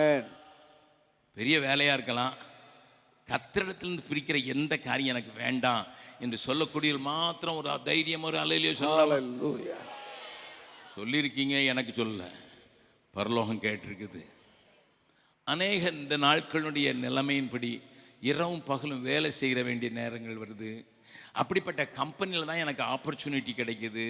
நான் ஆண்டவரோடு கூட, ஆண்டவருடைய மக்களோடு கூட ஆராதிக்க கூடாதபடி, ஆண்டவரோடு கூட நடக்கக்கூடாதபடி என்னை வழி நடத்துகிற ஏராளமான வேலை வாய்ப்புகள் இன்றைக்கு நமக்கு முன்னதாக வருகிறது. வாலிப உலகம் அழியும். எனக்கு ஒரு நண்பர் இப்பொழுது பெரிய ஒரு வேலையிலிருந்து வேலையை விட்டு விட்டார். நான் என்னன்னு கேட்டேன்.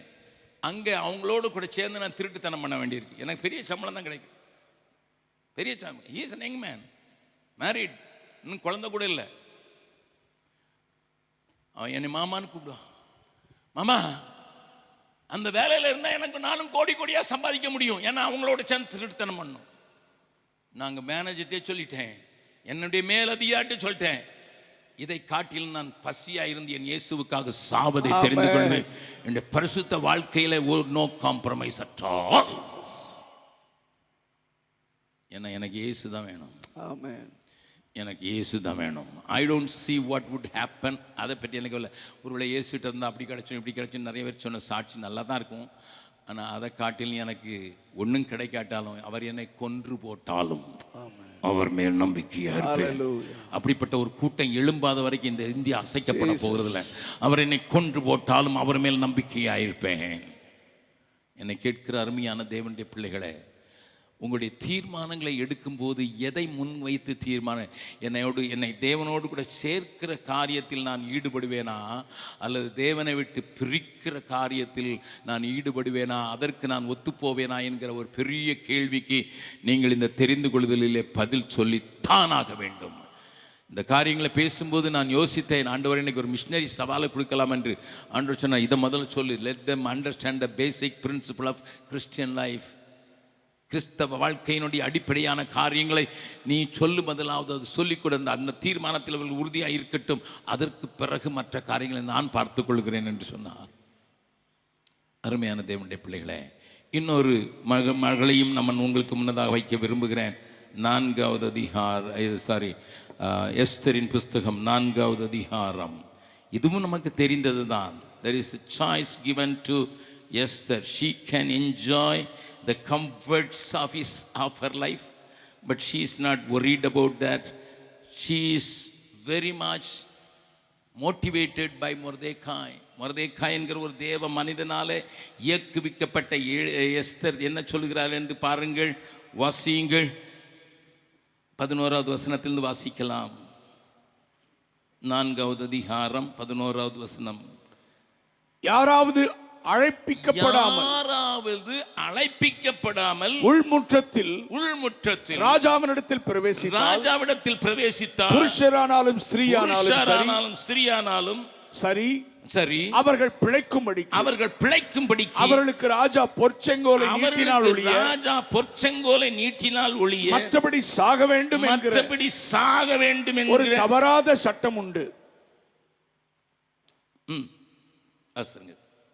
இது ராஜாவின் சகல ஊழியக்காரருக்கும் ராஜாவுடைய நாடுகளில் உள்ள சகல ஜனங்களுக்கும் தெரியும். நான் இந்த 30 நாளளவும் ராஜாவினிடத்தில் வரவழைக்கப்படவில்லை என்று சொல்ல சொன்னார். கர்த்தருடைய பரிசுத்த நாமத்துக்கு ஸ்தோத்திரம். The situation is so bad. மிகவும் மோசமான ஒரு சூழ்நிலையிலே நான் தள்ளப்படுகிறேன். மொர்தெகாய், நீர் என்னை வளர்த்தீர், என்னை ஆளாக்கினீர், நான் இந்த இடத்திற்கு வருவதற்கு எனக்கு காரியங்களை கற்றுக் கொடுத்தீர், நீர் என்னை தான் மோல்ட் பண்ணினீர், நீர் என்னை ஷேப் அப் பண்ணினீர் இந்த இடத்திற்கு வருவதற்கு. பட் நவ you must understand the law, the rule. நல்லா கவனிங்க, ரியாலிட்டி தான், ரியாலிட்டி தான், அதுதான் ரியல், அதுதான் காரியம். ஆனா அந்த காரியத்தை குறித்து அவள் சொல்லுகிற ஒரு காரியம், நான் ஒரு சின்ன சம்பவத்தை சொல்ல விரும்புகிறேன். மங்கோலியா தேசத்திற்கு ஊழியம் செய்துவிட்டு 2 நாட்கள் அங்கே ஊழியம் செய்துவிட்டு சைபீரியா என்று சொல்லப்படுகிற ரஷ்யாவினுடைய வட பகுதிகளுக்கு ஊழியம் செய்வதற்கு நானும் என்னுடைய ஒரு நண்பர், சிங்கப்பூரை சேர்ந்தவர், அவரும் நாங்கள் கடந்து சென்றோம். அவர் என்னை இழுத்துக்கொண்டு போய் பல இடங்களிலே அவர் என்னை ரஷ்யாவில் அவர் என்னை இன்ட்ரோடியூஸ் பண்ணின ஒரு நல்ல தேவ மனுஷன், பெரிய business man. But he is killing himself for God என்று சொல்ல வேண்டும். யாரை பார்த்தாலும் ஆண்டவரை பற்றி சொல்லிடுவார். டிக்கெட் புக் பண்ண போது அந்த கவுண்டரில் இருக்க லேடிட்டையும் ஆண்டவர் சொல்லாமல் அவர் வெளியே வர மாட்டார். அப்படிப்பட்ட ஒரு துடிப்புள்ள ஒரு மனிதனோடு கூட நான் ட்ராவல் பண்ணும்போது, நாங்கள் மங்கோலியாவில் எங்களை கூப்பிட வந்த ஆள் லேட்டாக வந்ததுனால அந்த உலன் பட்டர் என்று சொல்லப்படுகிற அந்த ஏர்போர்ட்டில் ஸ்டார்பக்ஸ் என்று சொல்கிற அந்த காஃபி கடையில் உட்காந்து காஃபி ஆர்டர் பண்ணும்போது கூட்டமே இல்லை. ஏன்னா ஃப்ளைட் வந்துட்டு போயிடுச்சு. உலன் பட்டர் அவ்வளோ ஒன்றும் பெரிய பிஸி ஏர்போர்ட்டில், மற்றவங்களும் அங்கே இல்லாதனால அங்கே காஃபி உண்டாக்கி கொண்டிருந்த மனுஷர் எங்கள் பக்கத்தில் வந்து உட்காந்துட்டு, உங்கள் 2 பேரையும் பார்த்தா நீங்கள் ஊழியம் செய்கிறவங்க மாதிரி தெரியுதுன்னு சொன்னார் எங்களை முகத்தை பார்த்து. அப்போ நாங்கள் சொன்னோம், எஸ், எங்கே தெரியுது? என்னமோயா உங்கள் முகத்தை பார்த்தாலே தெரியுது, நீங்கள் ஊழியக்காரங்கன்னு தெரியுது. நாங்கள் போட்டிருந்த ட்ரெஸ்லாம் டிஷர்ட் போட்டிருக்க ஆள் தான். டிஷர்ட் போட்டாலும் ஆண்டருக்கு ஒழுங்காக ஊழியம் செஞ்சால் முகத்தில் தெரியும். அகத்தின் அழகு முகத்தில் தெரியும். நீ டிஷர்ட் போட்டாலும் சரி, என்ன ஷர்ட் போட்டாலும் சரி தெரியும். அதனால வந்து உட்காந்து அவர் சொன்னார். அவர் ரஷ்யாவை சேர்ந்தவர். ரஷ்யாவில் ஆண்டவருடைய நாமத்தின் நிமித்தமாக மிகுந்த பாடுகளை பட்டிருந்த அவர் அங்கே வந்து உட்கார்ந்துட்டு எங்கிட்ட பேசும்போது கேட்டாரு, நீங்க நான் எங்கே சித்திரவதை பண்ணப்பட்டனோ அந்த இடத்திற்கு போய் நாங்கள் இருந்தால் அங்கே இருந்து உலன் உடே என்கிற ஒரு பெரிய பட்டணத்திற்கு நாங்கள் கடந்து செல்கிறோம். உலன் உடை ஜெயிலிலே அவர் வைக்கப்பட்டிருந்தார். கிறிஸ்துவை அறிந்ததற்காக, கிறிஸ்துவை அறிவிக்கிறதற்காக குடும்பமாக வைக்கப்பட்டிருந்த அவர், கம்யூனிஸ்ட் நாட்களிலே அங்கே வைக்கப்பட்டிருந்த அவர் தன்னுடைய வாழ்க்கையில் நடந்ததை ஒன்று சொன்னார். என்ன சொன்னார் தெரியுமா? நான் இந்த நாட்டுக்கு அந்த நேரத்தில் தப்பி ஓடி வந்த ஆள். இப்போ நான் திரும்ப போகிறதுக்கு எனக்கு ரஷ்யன் பாஸ்போர்ட்டும் கிடையாது. நான் அங்கே போக முடியாது. நான் மங்கோலியாவிலே எப்படியோ வாழ்ந்து கொண்டு இருக்கிறேன். மங்கோலியா அரசாங்கத்தினுடைய தயவுனாலே நான் இங்கே வந்திருக்கிறேன். நான் இங்கே வந்ததற்கு காரணம் என்று அவர் தன்னுடைய காரணத்தை சொல்லும்போது இப்படி சொன்னார். என்ன சொன்னார் தெரியுமா? நானும் என் மனைவியும் என்னுடைய ஒரு குழந்தையும் அங்கே ஊழியம் செய்து கொண்டிருந்த போது, கம்யூனிஸ்டுகளால் நாங்கள் பிடிக்கப்பட்ட போது, எல்லா கிறிஸ்தவர்களையும் இந்த நாட்களில் அழித்துவிடு, ஏனென்றால் ஒருவேளை கம்யூனிசம் விழுந்து விட்டால் இவர்களை எல்லாம் விடுதலையாக்க வேண்டும் என்கிற ஒரு கட்டாயத்திற்குள் நாம் தள்ளப்படுவோம் என்று ஒரு கடினமான ஒரு அதிகாரி அங்கே இருக்கிற கிறிஸ்தவர்கள், சிறையடிக்கப்பட்ட கிறிஸ்தவர்களை மறுபடியும் கூப்பிட்டு அவர்களை துன்பப்படுத்த வேண்டும் என்று சொல்லி ஆர்டர் கொடுத்தபடினால அது it was a written order. அந்த ஆர்டர் இருந்தபோது என்னுடைய மனைவி 7 மாத கர்ப்பிணியாக இருந்தாள். நாங்கள் கொஞ்சம் இலகுவாகத்தான் நடத்தப்பட்டோம் ஜெயிலிலே. ஏனென்றால் உள்ளே போகும்போது அவள் 5 மாத கர்ப்பிணி, அவள் 7 மாத கர்ப்பிணி ஆகியிருந்தாள். உள்ளே போய் 2 மாதம் ஆகியிருந்தது. எங்களுடைய குட்டி பிள்ளை இருந்தான், 3 வயது பிள்ளை. நடந்தது இதுதான். அந்த அதிகாரி வந்து கிறிஸ்துவை மறுதலிக்கிறாயா இல்லை என்று கேட்டபோது நான் மாட்டேன் என்று சொன்னபோது தன்னுடைய பெரிய பூட் காலால் என்னுடைய மனைவியை ஓங்கி மிதித்ததில் அந்த நேரத்திலே அவளுக்கு கருச்சிதவு ஏற்பட்டு அந்த பிள்ளை அரைகுறையாக பிறந்து அந்த இடத்துல செத்து போனாள். அதில் அடங்காத அந்த மனிதன் அந்த 3 வயது பிள்ளையினுடைய 2 காலையும் பிடித்து எனக்கு முன்னதாகவே நான் அடிக்கப் போகிறேன்னு சொன்னான். நான் கிறிஸ்துவை மறுதலிக்க மாட்டேன்னு சொன்னேன். ஆனால் என் கண்முன்னதாகவே தரையில் ஓங்கி அடித்து அவனுடைய தலைகள் சிதறடிக்கப்பட்டதை நான் கண்டேன். அதற்கு பிறகு என்னுடைய முறை வந்தது. உண்மையாய் அந்த மனிதன் சொன்ன சாட்சியை நான் உங்களோடு கூட சொல்றேன். அதற்கு பிறகு என் முறை வந்தது. சட்டம் சொல்லுகிறது நீ கிறிஸ்துவை அங்கீகரித்தால் நீ உயிரோடு இருக்கக்கூடாது என்று. நான் அவரை பார்த்து சொன்னேன், என் மனைவி கொல்லப்பட்டு விட்டது உண்மைதான். என் பிள்ளை எனக்கு முன்னதாகவே மோதி அறையப்பட்டு மூளை சிறந்தது உண்மைதான். ஆனால் எனக்காக அடிக்கப்பட்ட ஆட்டுக்குட்டியானவரை கண்ட நான், எனக்காக சிதைக்கப்பட்ட ஆட்டுக்குட்டியானவரை தரிசித்த நான், எனக்காக அத்தனை பாடுகள் பற்றி என்னை விலைக்கு வாங்கி என்னைக்கு எனக்கு உன்னத பதவியில் உட்கார வைப்பதற்கு வாக்கு கொடுத்திருக்கிற அந்த ஆண்டவரை நான் மறுதலிக்க முடியாது என்று சொன்னதினால என்னுடைய முதுகிலே அவன் தன்னுடைய துப்பாக்கி பட்டை வைத்து அடின்னு அடித்த போது எனக்கு வலிக்கவே இல்லை. ஏதோ ஒரு சக்தி என்னை சூழ்ந்து கொண்டிருக்கிறதை பார்த்தேன். அவன் அதை வைத்து குத்துகிறான், நன்றாக குத்துகிறான். Nothing was happening. அதை சுற்றி ஒன்றுமே நடக்கவில்லை. அதை பார்த்ததுனால நீ ஏதோ ஒரு சக்தி வச்சிருக்க, அதனால தான் இப்படி இருக்குன்னு சொல்லிட்டு என்னை கலட்டி விட்டு அங்கேருந்து ஓடினேன். என்கிட்ட பாஸ்போர்ட் கிடையாது, என்கிட்ட இன்னும் கிடையாது. மங்கோலியா பார்டர் ஃபுல்லாக திறந்ததுனால அந்த மங்கோலியா தேசத்தில் வந்து இங்கே காப்பி கடையில் இருக்கேன். I was a big business man there. ஆனால் இங்கே எல்லாவற்றையும் இறங்கியிருக்கிறேன். பிஸ்னஸ் மேனாக இருந்து கொண்டே நான் ஒரு பாஸ்டராகவும் கூட இருந்து கொஞ்சம் பேர் ஆண்டவருக்கு வழி நடத்தினால் இந்த காரியம் வந்ததுன்ட்டு நான் அவரை பார்த்து ஒரே ஒரு கேள்வி கேட்டேன். ஐ ஆஸ்க்ட் ஒன்லி ஒன் கொஸ்டின். அவர் கொஞ்சம் அழகாக ஏர்போர்ட்டில் வேலை செஞ்சதுனால அழகாக ஆங்கிலம் பேசினார். அவர் பார்த்து ஒரே சின்ன கேள்வி மட்டும்தான் கேட்டேன். Is it possible for anybody to undergo such a cruel treatment? இப்படிப்பட்ட cruel ட்ரீட்மெண்ட், இப்படிப்பட்ட குற்றமான காரியத்தில் கடந்து போவதற்கு யாருக்காயிலும் வாய்ப்பு உண்டா என்று கேட்டபோது அவர் சொன்னார், brother, that may be repeated in India too. நான் இன்னைக்கு சொல்றேன். நான் சொன்னேன் அவர்கிட்ட, இந்தியாவை பற்றி உங்களுக்கு என்ன தெரியும்? அவர் சொன்னார், இந்திய அதிகாரிகள் 3 பேர் இதே டேபிளில் உங்களை மாதிரி உட்கார்ந்து காஃபி குடிச்சுக்கிட்டு இருக்கும்போது அந்த அதிகாரிகள் பேசி கொண்டார்கள் ஒருவர். ஒவ்வொருத்தரும் வித்தியாசமாக தெரிஞ்சது. ஒருத்தர் ஒயிட்டாக இருந்தார், ஒருத்தர் கழுப்பாக இருந்தார். உள்ள சவுத் நார்த்துக்கு இப்படி வித்தியாசம் இருக்கு போல நினச்சேன். அவங்க 3 பேரும் பேசி கொண்டிருந்த போது, we are moving towards Russia to learn how to torture the right Christians. என் சகோதரா, உன்னை பயமுறுத்துவதற்காக சொல்லவில்லை. நான் என் மக்களுக்கு கூட நான் இதை சொல்லுவதில்லை. ஏனென்றால் என்னுடைய மக்கள் யாரும் பின்வாங்கி விடக்கூடாது என்பதில் நான் இந்த இடத்துல சொல்லும்படியாக ஏவப்படுகிறதுனால இந்த சாட்சியை நான் உங்களுக்கு சொல்கிறேன். This may be repeated in India too. அப்படி ஒரு காரியம் நடந்துன்னா எத்தனை பேர் நிற்போம்? சட்டம் தான் வரப்போகுது. Are you going to resist the law by putting yourself in danger? நான் உங்களை ஒரு உணர்ச்சி விஷயத்தில் வச்சு பேச விரும்பலை. எல்லாரும் சொல்லலாம் ஆசீர்வாதமான மழை பெய்ய போகுது, உண்டு. அவங்க சொல்கிற ஆசீர்வாதம் இல்லை, வேற வரை ஆசீர்வாதம். Listen to me very carefully. If that will happen, will I stand? ராஜஸ்திரியாக இன்னும் குழந்தை கூட பிறலை. எஸ்தருக்கு குழந்தை கூட பிறக்கலை. இப்போ ராஜாவினால விரும்பப்பட்ட ஒரு ஸ்திரீ, அத்தனை ஸ்திரீகள் மத்தியில் உயர்த்தப்பட்ட ஸ்திரீ. ராஜாவுடைய சமூகத்துக்கு போறேன், அவருடைய வாயிலிருந்த ஒரு சொல், நான் செத்தாலும் சாகிறேன் என் ஜனத்துக்காக, என் ஜனத்தின் மீட்புக்காக, அழிவு நிறுத்தப்படுவதற்காக, என் ஜனத்துக்கு ஏற்படுகிற அந்த காரியத்தை நான் எப்போ பார்ப்பேன்ங்கிற வைராக்கியம் வாஞ்சே அது தன்னுடைய வசதிகளையும் தன்னுடைய உயிரையும் பார்க்காதபடி அங்கே வைக்குமானால் இந்த தேசத்தில் எத்தனை விசுவாசிகள் நிற்பார்கள் என்பது எனக்கு ஒரு பெரிய கேள்விக்குறிதான். ஏனென்றால் அதற்குரிய போதனைகள் இல்லாமல் போய்விட்டது, அதற்குரிய தைரியம் கொடுக்கப்படாமல் போய்விட்டது, அதற்குரிய காரியங்கள் சொல்லாமல் போய்விட்டது. கர்த்தர் உங்களோடு கூட பேசுவாராக. என் மனைவி ஒரு நாளில் 400 பெண்களை கூப்பிட்டு ஒரு கூட்டம் நடத்தி கொண்டிருந்தாள்.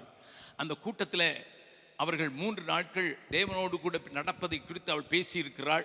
சனிக்கிழமை மத்தியானம் 2 மணியிலே முடித்தார்கள். அவர்கள் சாப்பிட்டு முடிவதற்கு 3 மணி ஆகிவிட்டது. அதில் ஒரு 65 சகோதரிகள் மாத்திரம் என் மனைவிடத்தில் வந்து, நாங்கள் தூரத்துலேருந்து வந்திருக்கிறோம் தீதி, அக்கா, நாங்கள் தூரத்துக்கு திரும்ப போனால், இப்போ ராத்திரி இப்போ நாங்கள் ட்ராவல் பண்ணி போனால் எங்கள் இடத்துக்கு நாளைக்கு காலையில் ஆராதனையில் கலந்து கொள்ள முடியாது. நீங்கள் எங்களுக்கு கொஞ்சம் பெர்மிஷன் கொடுங்க, இந்த ராத்திரி இங்கே தங்கிட்டு நாங்கள் அடுத்த நாள் இங்கே ஆராதனை நடத்திட்டு ஆராதனையில் பங்கு பெற்றுட்டு நாங்கள் அதுக்கு பிறகு நாங்கள் போனால் நாங்கள் போய் எப்போ சேர்ந்தாலும் பரவாயில்ல அப்படின்னு சொல்லி கேட்டாங்க. நல்லா கவனிங்க. அறகுறையான படிப்பறிவு உள்ளவர்கள், சிலருக்கு ஒன்றும் தெரியாது, சிலர் கொஞ்சம் நல்லா படிச்சிருந்தாங்க. அந்த 400 பேரில், அந்த 65 பேரில் மைத்திலியை பேசுகிற பக்கத்தில் இருந்து வந்திருந்தாங்க. மைத்திலி ஏரியாவில் நம்ம ஊழியம் செய்கிறோம். முதல் முறையாக அந்த பகுதிகளிலே ஆண்டோடைய ராஜ்யத்தை பரப்புவதற்காக பல சபைகளை தேவன் உண்டாக்கி வைத்திருக்கிறார். அந்த இடத்துலேருந்து பெண்கள் வந்திருந்தார்கள். கவனிங்கள். அப்போ நான் சனிக்கிழமை ராத்திரி தான் ஊழியத்திலிருந்து நான் வந்தேன்.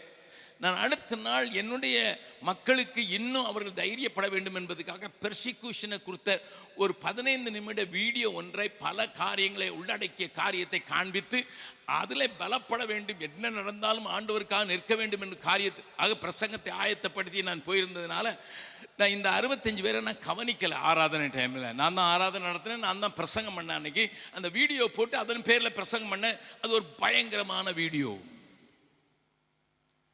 வெளியே வரும்போது தான் பார்த்தேன் இந்த 65 பேர் யாருன்னு கேட்டேன். அந்த மைத்திலியிலேருந்து மீட்டிங் அட்டன் பண்ண, ஐயோ இவங்க இப்போ தானே ஆண்டவருக்குள்ள வந்திருக்கிறாங்க, இப்போ தானே புதுசாக ஆண்டவரை ஏற்றுக்கொண்டு தன்னுடைய சொசைட்டியில் அழுத்தப்படுகிறவர்கள், நெருக்கப்படுகிறவர்கள் வந்திருக்கிறாங்க.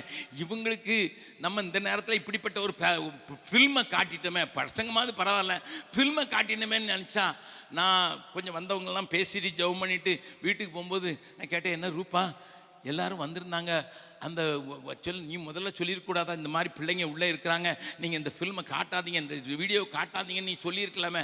அவள் சொன்னா, அவங்க போகிறதுக்கு முன்னால் என்னை வழி அனுப்ப வந்தாங்க, வந்து சொன்னாங்க, அக்கா இந்த மாதிரி படத்தை நிறையா காட்ட சொல்லுங்கள், அப்போ தான் நாங்கள் இன்னும் பலப்படுவோம், நாங்கள் எப்பவுமே நிற்கிறதுக்கு இதுதான் எங்களை பலப்படுத்துன்னு அவங்க சொல்லிட்டு போயிருக்காங்க, நீங்கள் இன்னும் இந்த மாதிரி காரியத்தை சொல்லுவீங்களாம் காட்டுவீங்களாம். இன்றைக்கு சபைக்கு அப்படிப்பட்ட ஒரு சவால் உண்டு. ஒருவேளை தமிழ்நாட்டில் நீங்கள் நெருக்கப்படவில்லை தான், ஆனால் வட இந்தியாவில் இன்றைக்கும் 500 போதகர்கள் யூபியிலே மாத்திரம் சிறைச்சாலைகளில் இருப்பது உங்களுக்கு தெரியுமா? என்னோடு கூட பணி செய்கிற சில பேர் மேல எஃப்ஐஆர் வந்து கோர்ட் கேஸ் ஆடிக்கொண்டிருக்கிறார்கள் தெரியுமா? நெருக்கப்படுகிற காரியங்கள் அங்கே அதிகம் நடக்க ஆரம்பித்து விட்டது. சிலர் கொல்லப்பட்டதும் உண்டு. நம்முடைய ஊழியத்திலேயும் தேவன் சிலரை இரட்ச சாட்சியாக மறிக்கப்படினதும் உண்டு. ஆனால் அதே என்னுடைய பெரிய பாரம் எல்லாம் தமிழ்நாட்டில் எப்படிப்பட்ட நடக்கும் என்றால், நான் செத்தாலும் சாகிறேன்னு சொல்லக்கூடிய எழும்பக்கூடிய ஒரு பெரிய கூட்டம் இங்கே எழும்புமா என்கிற ஒரு பெரிய சந்தேகம் எனக்கு உண்டு. இங்கே ஆவிக்குரிய கூட்டங்களையும் ஆவிக்குரிய காரியங்களையும் பார்க்கும்போது எனக்குள்ளே ஒரு பெரிய எழும்புகிற சந்தேகம். நான் வெளிக்கூட்டத்தில் பேசவில்லை, சபைக்குள்ளே பேசுகிறேன். இப்படிப்பட்ட ஒரு காற்று இந்த தேசத்தில் வேகமாக வருகிறது. ஒருவேளை நீங்கள் சொல்லலாம், அந்த பார்ட்டி இல்லை, இந்த பார்ட்டி இல்லை, இவர் பார்த்துக்கொள்வார், அவர் பார்த்துக்கொள்வார், இதெல்லாம் டெம்பரரி தான், இதெல்லாம் டெம்பரரி தான். It's going to happen in such a cruel way as it happen there. அங்கே நடந்தது போல இங்கே நடக்கும் போதும் நான் ஆண்டவருக்காக நிற்பேன் என்று சொல்கிறதற்கு இரத்த சாட்சி கூட்டம் சத்திய பாதையில் நித்தம் தம்மை தத்தம் செய்து வீர சேவையில் ஜீவன் சுகம்பேலன் யாவையும் ஈர்ந்ததால் சுத்த சுவிசேஷம் ஓங்குதே. ஜீவன் சுகம்பேலன் யாவையும் ஈர்ந்ததால் சுத்த சுவிசேஷம் ஓங்குதே. போர் வீரரே பூமி வாழுதே, பாய்ந்து செல்லுவி நம் இயேசுவின் பின்னே. போர் வீரரே பூமி வாழுதே, பாய்ந்து செல்லுவி நம் இயேசுவின் பின்னே. தேவராஜ்யம் ஓங்கவே, பாவ மக்கள் மீளவே, தியாக பரிசுத்தராய் சேவை செய்குவோம். தேவராஜ்யம் ஓங்கவே, பாவ மக்கள் மீளவே, தியாக பரிசுத்தராய் சேவை செய்குவோம். சாராண்டவர்கள் அன்னைக்கே தீர்க்க தரிசனமா பாடினாங்க. அந்த பாட்டெல்லாம் நமக்கு இப்ப பிடிக்கிறது இல்ல. அந்த பாட்டெல்லாம் நமக்கு பிடிக்கிறது இல்லை. இந்த பாட்டு தெரியுமா? இத்தனை பேருக்கு தெரியுமா? கை வைத்துங்க பார்க்க. அந்த பாட்டு தெரிஞ்சவங்க கேட்டிருக்கவா செஞ்சீங்களா? கையே காணும்,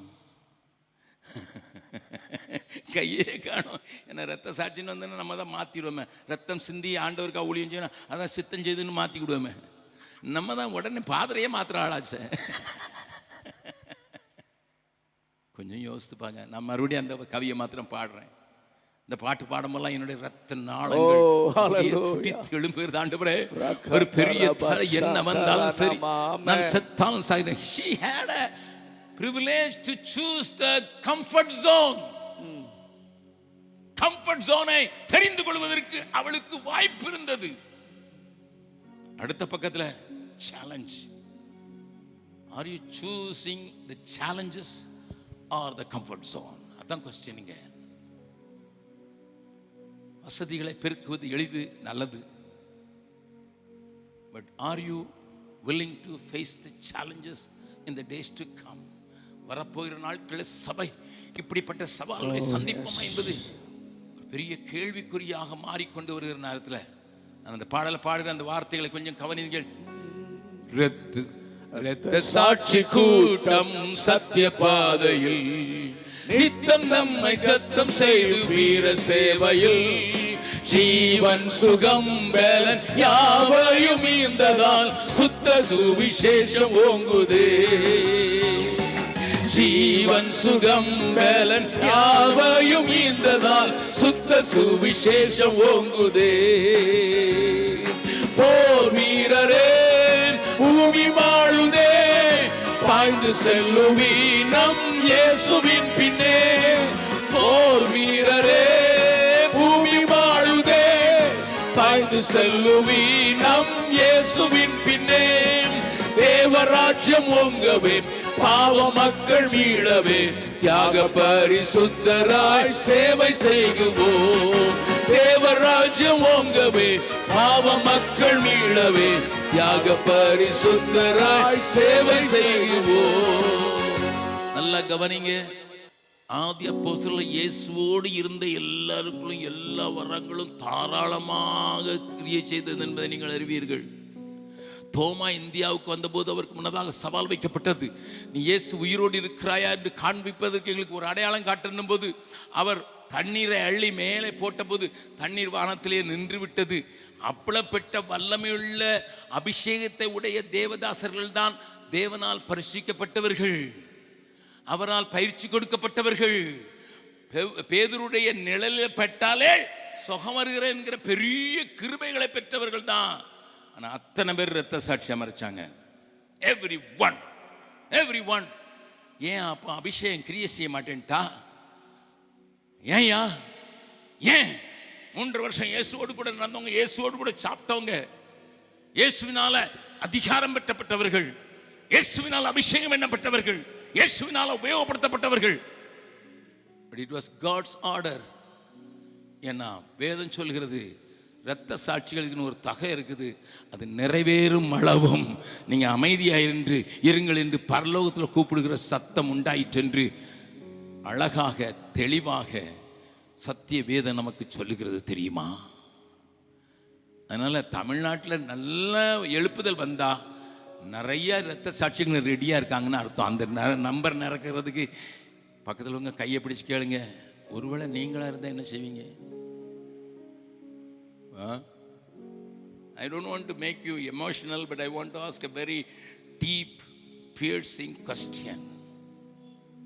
If it happens to me, நான் ஒரு நாள் உட்கார்ந்து யோசிச்சு பார்த்தேன், எனக்கு அப்படிப்பட்ட ஒரு காரியம் நடக்குமானால்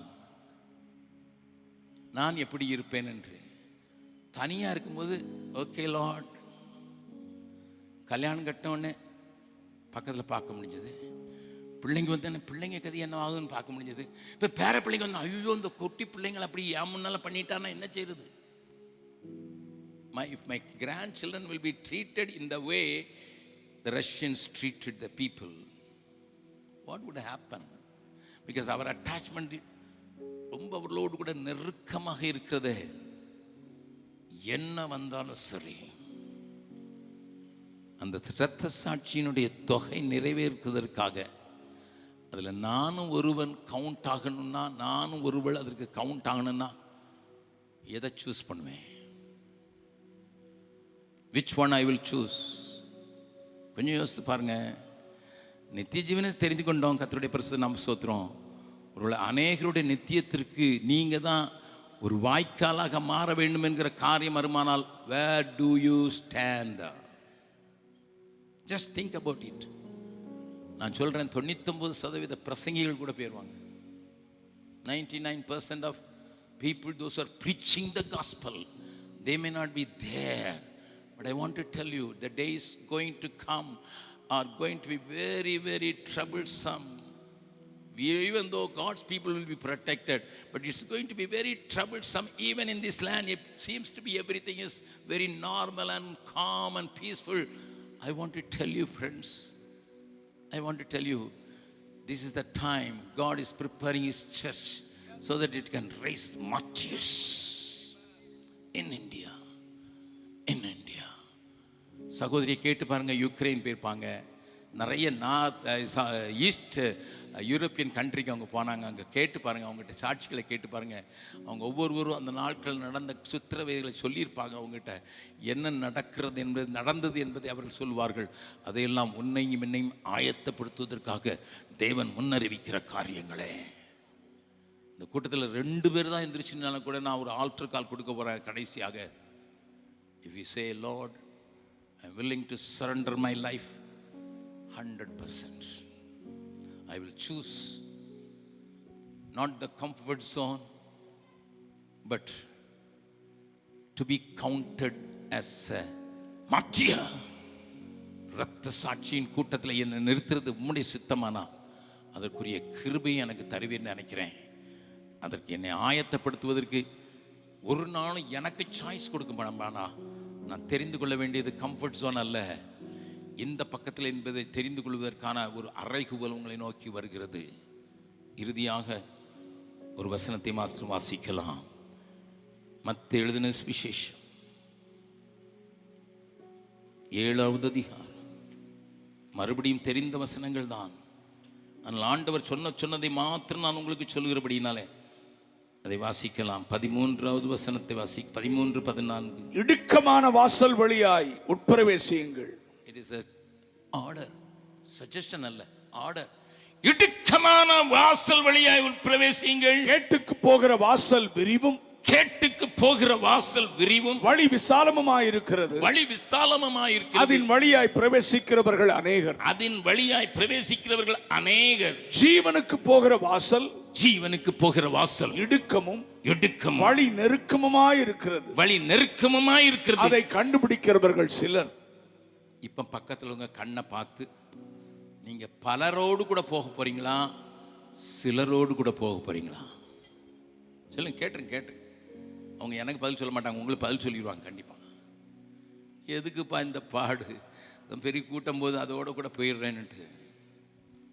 ஜீவனுக்கு போகிற வாசல் இடுக்கமானது, வழி நெருக்கமானது. அதை you will be pressed hard in every place. You will be pressed hard in every. Pavul சொல்லுகிறார், எப்பக்கத்தில் நெருக்கப்பட்டோம். Sincere man of God, a man who visited heavens, a man who had great revelations. பெரிய பெரிய வெளிப்பாடுகள் உண்டு. ஆகாயம் வரைக்கும் போனவன், ஆண்டவருடைய திருச்சித்தத்தை அறிந்தவன், என்னை பின்பற்றுங்கள் என்று சொல்லக்கூடிய தைரியம் உள்ளவன். ஒரு கிறிஸ்துவை பின்பற்ற வேண்டும் என்றால் என்னை பின்பற்றுங்கள் என்று. அவன் சொல்றான், எல்லா பக்கத்தில் நாங்கள் நெருக்கப்பட்டோம், ஆனாலும் நாங்கள் மனமடிவாகிறதில்லை. எல்லா வகையிலும் நெருக்கப்பட்டும் நாங்கள் மனமடிவாகிறதில்லை. ஏன்னா எங்களுக்கு வைக்கப்பட்டிருக்கிற மகிமையை பார்த்ததுனால, எங்களுக்கு வைக்கப்பட்டிருக்கிற நித்திய ஜீவனை பார்த்ததுனால, இந்த உலகத்தின் பாடுகள் எங்களை என்ன செய்யும்? இந்த காலை ஆராதனையில் I want to give a very comforting word only. But God never allowed me. Even today morning I was struggling with God. Lord, am I going to frighten the people? God said, நீ உன் வேலை மட்டும் செய்ய, நீ postman தான், நான் கொடுக்குற லெட்டரை போய் கொடுடா, அதுக்குள்ளே என்ன எழுதியிருக்குங்கிறத பற்றி கவலை இல்லைன்னு சொன்னதுனால நான் தைரியமாக அந்த வார்த்தைகளை உங்களுக்கு சொல்லுகிறேன். ஒரு பக்கம் நெடுக எல்லாரும் பலரும் போகிற வாசல், இன்னொரு பக்கத்தில் நெருக்கமும் இடுக்கணும் நிறைந்த ஒரு வாசல். அந்த வழியாக பிரவேசிக்கிறவர்கள் ஒரு சிலராக இருந்தாலும் எல்லாரும் கண்களை மூடலாம். தயவு செய்து யாரும் இந்த நேரத்தில் கண்ணை இந்த தப்பகம் திரும்பி பார்க்க வேண்டாம். Just stand before the presence of God in such a way.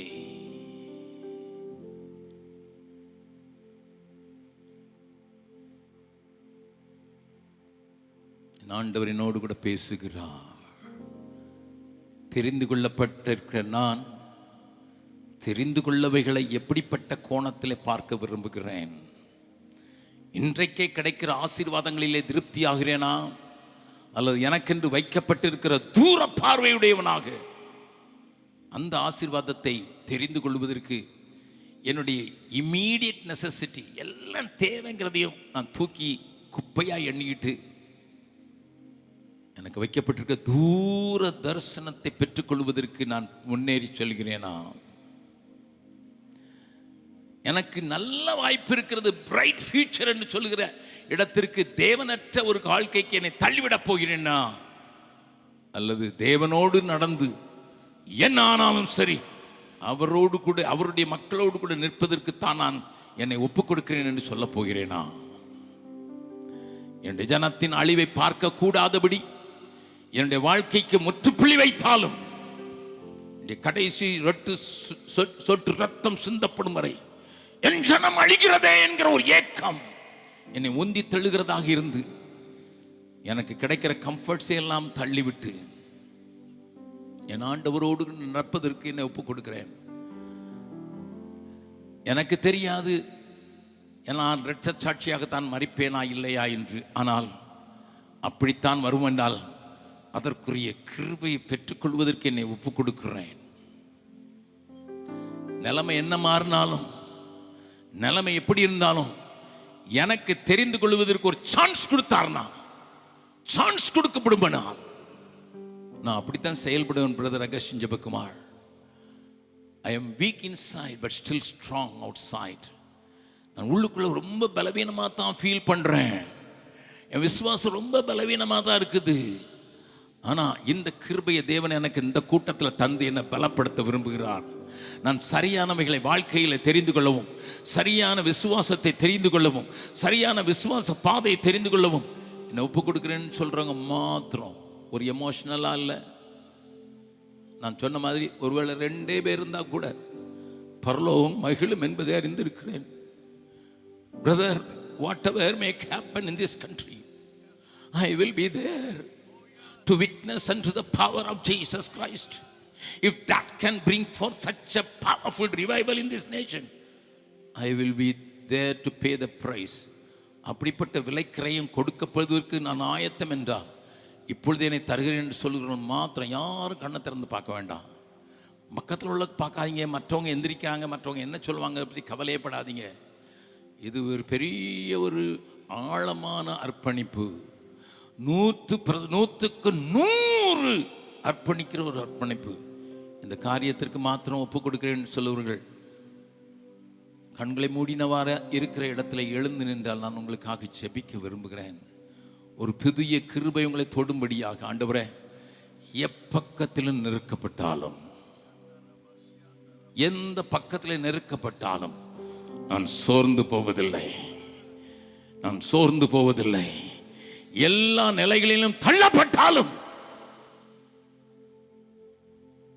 நல்லா புரிந்து கொண்டவர்களாக மாத்திரம் ஒப்பு கொடுங்க. நல்லா புரிந்து கொண்டவர்களாக மாத்திரம் ஒப்பு கொடுங்க. It's not an easy call. It is not an easy call. நானும் என் வீட்டாருமோ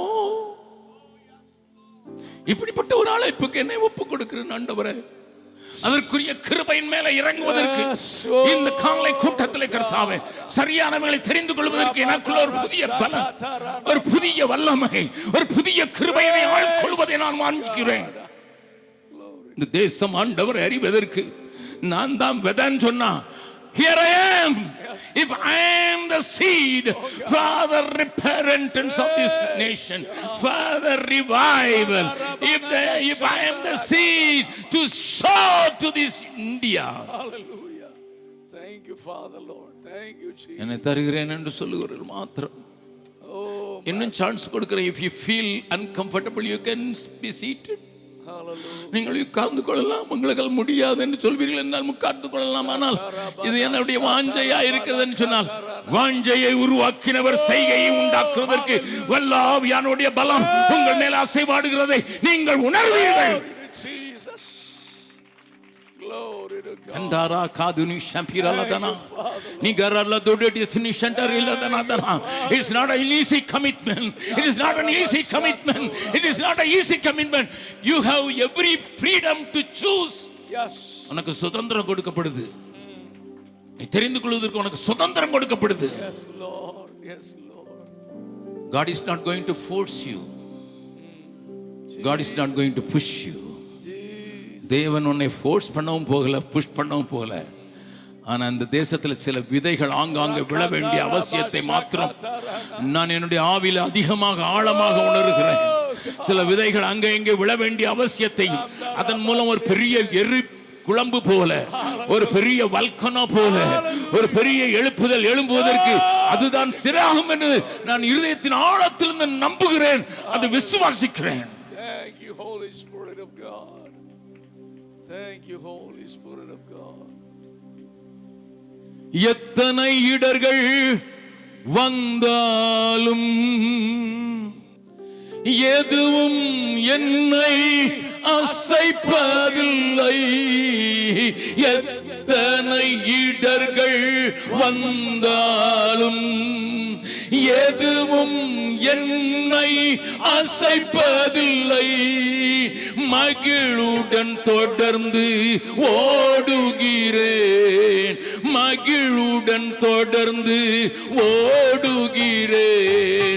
மன நிறைவோடு பணி செய்வேன், மன நிறைவோடு பணி செய்வேன்.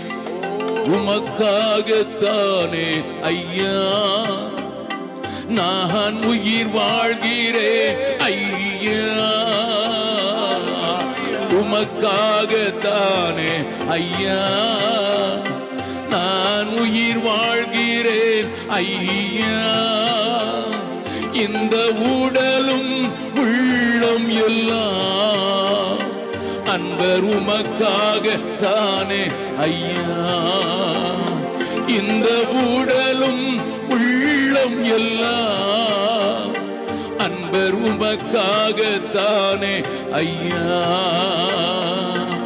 கோதுமை மணி போல் மடிந்திடுவேன், உமக்காய் தினமும் பலன் கொடுப்பேன். கோதுமை மணி போல் மடிந்திடுவேன், உமக்காய் தினமும் பலன் கொடுப்பேன். அவமானம் நிந்தை சிலுவைதனை, அவமானம் நிந்தை சிலுவைதனை அனுதினம் உமக்காய் சுமக்கின்றேன், அனுதினம் உமக்காய் சுமக்கின்றேன். உமக்காகத்தானே ஐயா, நான் உயிர் வாழ்கிறேன் ஐயா,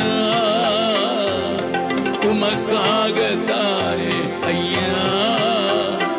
நான் உயிர் வாழ்கிறேன் ஐயா, இந்த உடலும் உள்ளம் எல்லாம் அன்பர் உமக்காகத்தானே ஐயா. இந்த உடலும் உள்ளம் எல்லாம் அன்பர் உமக்காக தானே ஐயா. ஒரே ஒரு வசனத்தை மாத்திரம் வாசிக்க கண்களை மூடி இருக்கிற நேரத்தில் வெளிப்படுத்தல் 20வது அதிகாரம் 4வது வசனம். அன்றியும் நான் சிங்காசனங்களை கண்டேன், சிங்காசனத்தை அல்ல சிங்காசனங்களை கண்டேன். அவைகளின் மேல் உட்கார்ந்தார்கள், அவைகளின் மேல் உட்கார்ந்தார்கள். நியாய தீர்ப்பு கொடுக்கும்படி, நியாய தீர்ப்பு கொடுக்கும் அவர்களுக்கு அதிகாரம் அளிக்கப்பட்டது. நான் முதலாவது சொன்னேன் அல்லவா, நீங்கள் பெரியவர்கள், தேவதூதர்களை நியாயம் தீர்க்கிறதற்கும் உலகத்தை நியாயம் தீர்ப்பதற்கு அழைக்கப்பட்டவர்கள் எப்படிப்பட்டவர்கள் என்பதை வசனத்தில் அழகாக சொல்லி வாசிக்கலாம். நியாய தீர்ப்பு கொடுக்கும்படி அவர்களுக்கு அதிகாரம் அளிக்கப்பட்டது. இயேசுவை பற்றிய சாட்சி நிமித்தமும், இயேசுவை பற்றிய சாட்சி நிமித்தமும், சிரச்சேதம் பண்ணப்பட்டவருடைய ஆத்துமாக்களையும், தேவனுடைய வசனத்தின் நிமித்தமும் சிரச்சேதம் பண்ணப்பட்டவருடைய ஆத்துமாக்களை, மிருகத்தையாவது அதன் சொரூபத்தையாவது வணங்காமலும், தங்கள் நெற்றியிலும் தங்கள் கையிலும் அதன் முத்திரையை தரித்துக் கொள்ளாமலும் இருக்கிறவர்கள் அவர்கள் உயிர்த்து கிறிஸ்துவுடனே கூட 1000 வருஷம் அரசாண்டார்கள். எழுந்து நிற்கிறவர்களுக்கு நான் தைரியத்தை கூட்ட விரும்புகிறேன். கொஞ்சம் கண்களை ஏறெடுத்து உனக்கு வைக்கப்பட்டிருக்க சிங்காசனத்தை பார். உன்னுடைய ஒப்பு கொடுத்தல் சாதாரணமானதல்ல, வழி இடுக்கமானதாக இருக்கலாம். ஆனால் உன்னுடைய இலக்கு சிங்காசனத்தில் அவரோடு கூட உட்கார்ந்து ஜாதிகளை நியாயம் விசாரிக்கத்தக்கதாக உன்னை உட்கார வைக்கிறவர் உனக்கு ஒரு சாய்ஸ் கொடுக்க விரும்புகிறதுனால் தான் எழும்பி நிற்கிறாய். தேவ வசனத்தை காத்துக் கொள்வது நிமித்தமும், இயேசுவை பற்றிய சாட்சி நிமித்தம். 2 காரியம் தான், 2 காரியம் மறுபடியும் சொல்லுங்க. ஆண்டவருடைய சாட்சியை சொல்லுகிறதற்கும், சாட்சியை சொல்லுகிறதற்கும், நம்முடைய வசனத்திற்காக வாழ்க்கையே கொடுப்பதற்கும், வசனத்திற்காக வாழ்க்கையே கொடுப்பதற்கும், வாழ்ந்து காண்பிப்பதற்கும், எங்களை தருகிறோம். குடியுரிமையை பெற்றோம் என்று சொல்கிற பெரிய ஆர்ப்பரிப்பின் சத்தம் மூலை முடுக்கெல்லாம் கேட்டாலும்,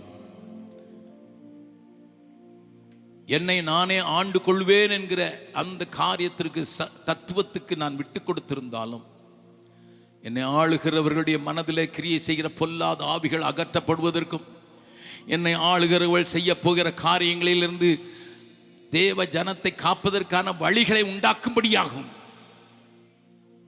ஆண்டவர் கிரியை செய்யும்படியாக தலைவர்களுக்காக ஒரு நிமிடம் ஜபிக்க போகிறோம். டெசிஷன் மேக்கர்ஸ்க்காக ஜபிக்க போகிறோம். வலது கையை உயர்த்தி நம்மை ஆளுவதற்கு அமைக்கப்பட்டிருக்கிற ஆட்களுடைய இருதயத்தில் பொல்லாத பிசாசானவன் தனக்கு கொஞ்ச காலம் இருக்கிறது என்று அறிந்து அவர்களை இயக்கி கொண்டிருக்கிற அந்த காரியத்திலிருந்து விடுதலை ஆவதற்கு ஆண்டவர் ஹல்லேலூயா இந்த தேசத்தின் மேலே கிருபை காட்டும்படியாக நம்மையும் நம்முடைய குடும்பத்தின் மேலே ஒரு பெரிய கிருபையை தேவன் கட்டளையிடும்படியாக தேவ கிருபை நம்மை ஆட்கொள்ளும்படியாக மூடும்படியாக நாம் ஜெபிக்க போகிறோம். ஒருவேளை இரத்த சாட்சியாய் மடிப்பதற்கு எனக்கு பலனாலும் உத்தமனாய் உண்மையாய் வாழ்ந்து விட முடியும். ஒருவேளை இரத்த சாட்சியாய் மடிப்பதற்குரிய அத்தனை ஆழமான அர்ப்பணம் எனக்கு இல்லாவிட்டாலும் ஆண்டவரே, நான் உமக்கும் உம்முடைய வார்த்தைக்கும் உண்மை உள்ளவனாக உத்தமனாக இருப்பேன் என்று சொல்லுகிற காரியத்தை எல்லாரும் செய்ய முடியும். அதற்கு சாதகமாக நாம் சமாதானத்தோடு கூட வாழ்வதற்கு அதற்கு சாதகமான காரியங்கள் ஏற்றப்படத்தக்கதாக ஹல்லேலூயா இந்த தேசத்தினுடைய தலைவர்களுக்கு நாங்கள் ஜெபிக்கிறோம். ஆண்டவரே, இந்த குடியரசு நாளிலே இந்த தேசத்தின் மேலே உம்முடைய கண்கள் பதிக்கப்படுவதாக. உம்முடைய கிருபை இன்னும் போதுமானதா இல்லை ஆண்டவரே, அவைகள் இறங்குவதாக. கோடி கோடி மக்கள் ஆண்டவரே நரகத்துக்கு வேகமாக ஓடிக்கொண்டிருக்கிறது.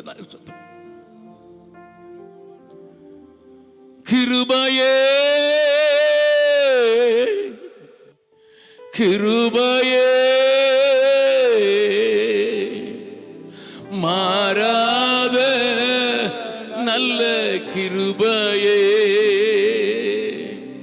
உங்க கிருபைதான் என்னை தாங்குகின்றது. உங்க கிருபைதான் என்னை நடத்துகின்றது. உங்க கிருபைதான் என்னை தாங்குகின்றது.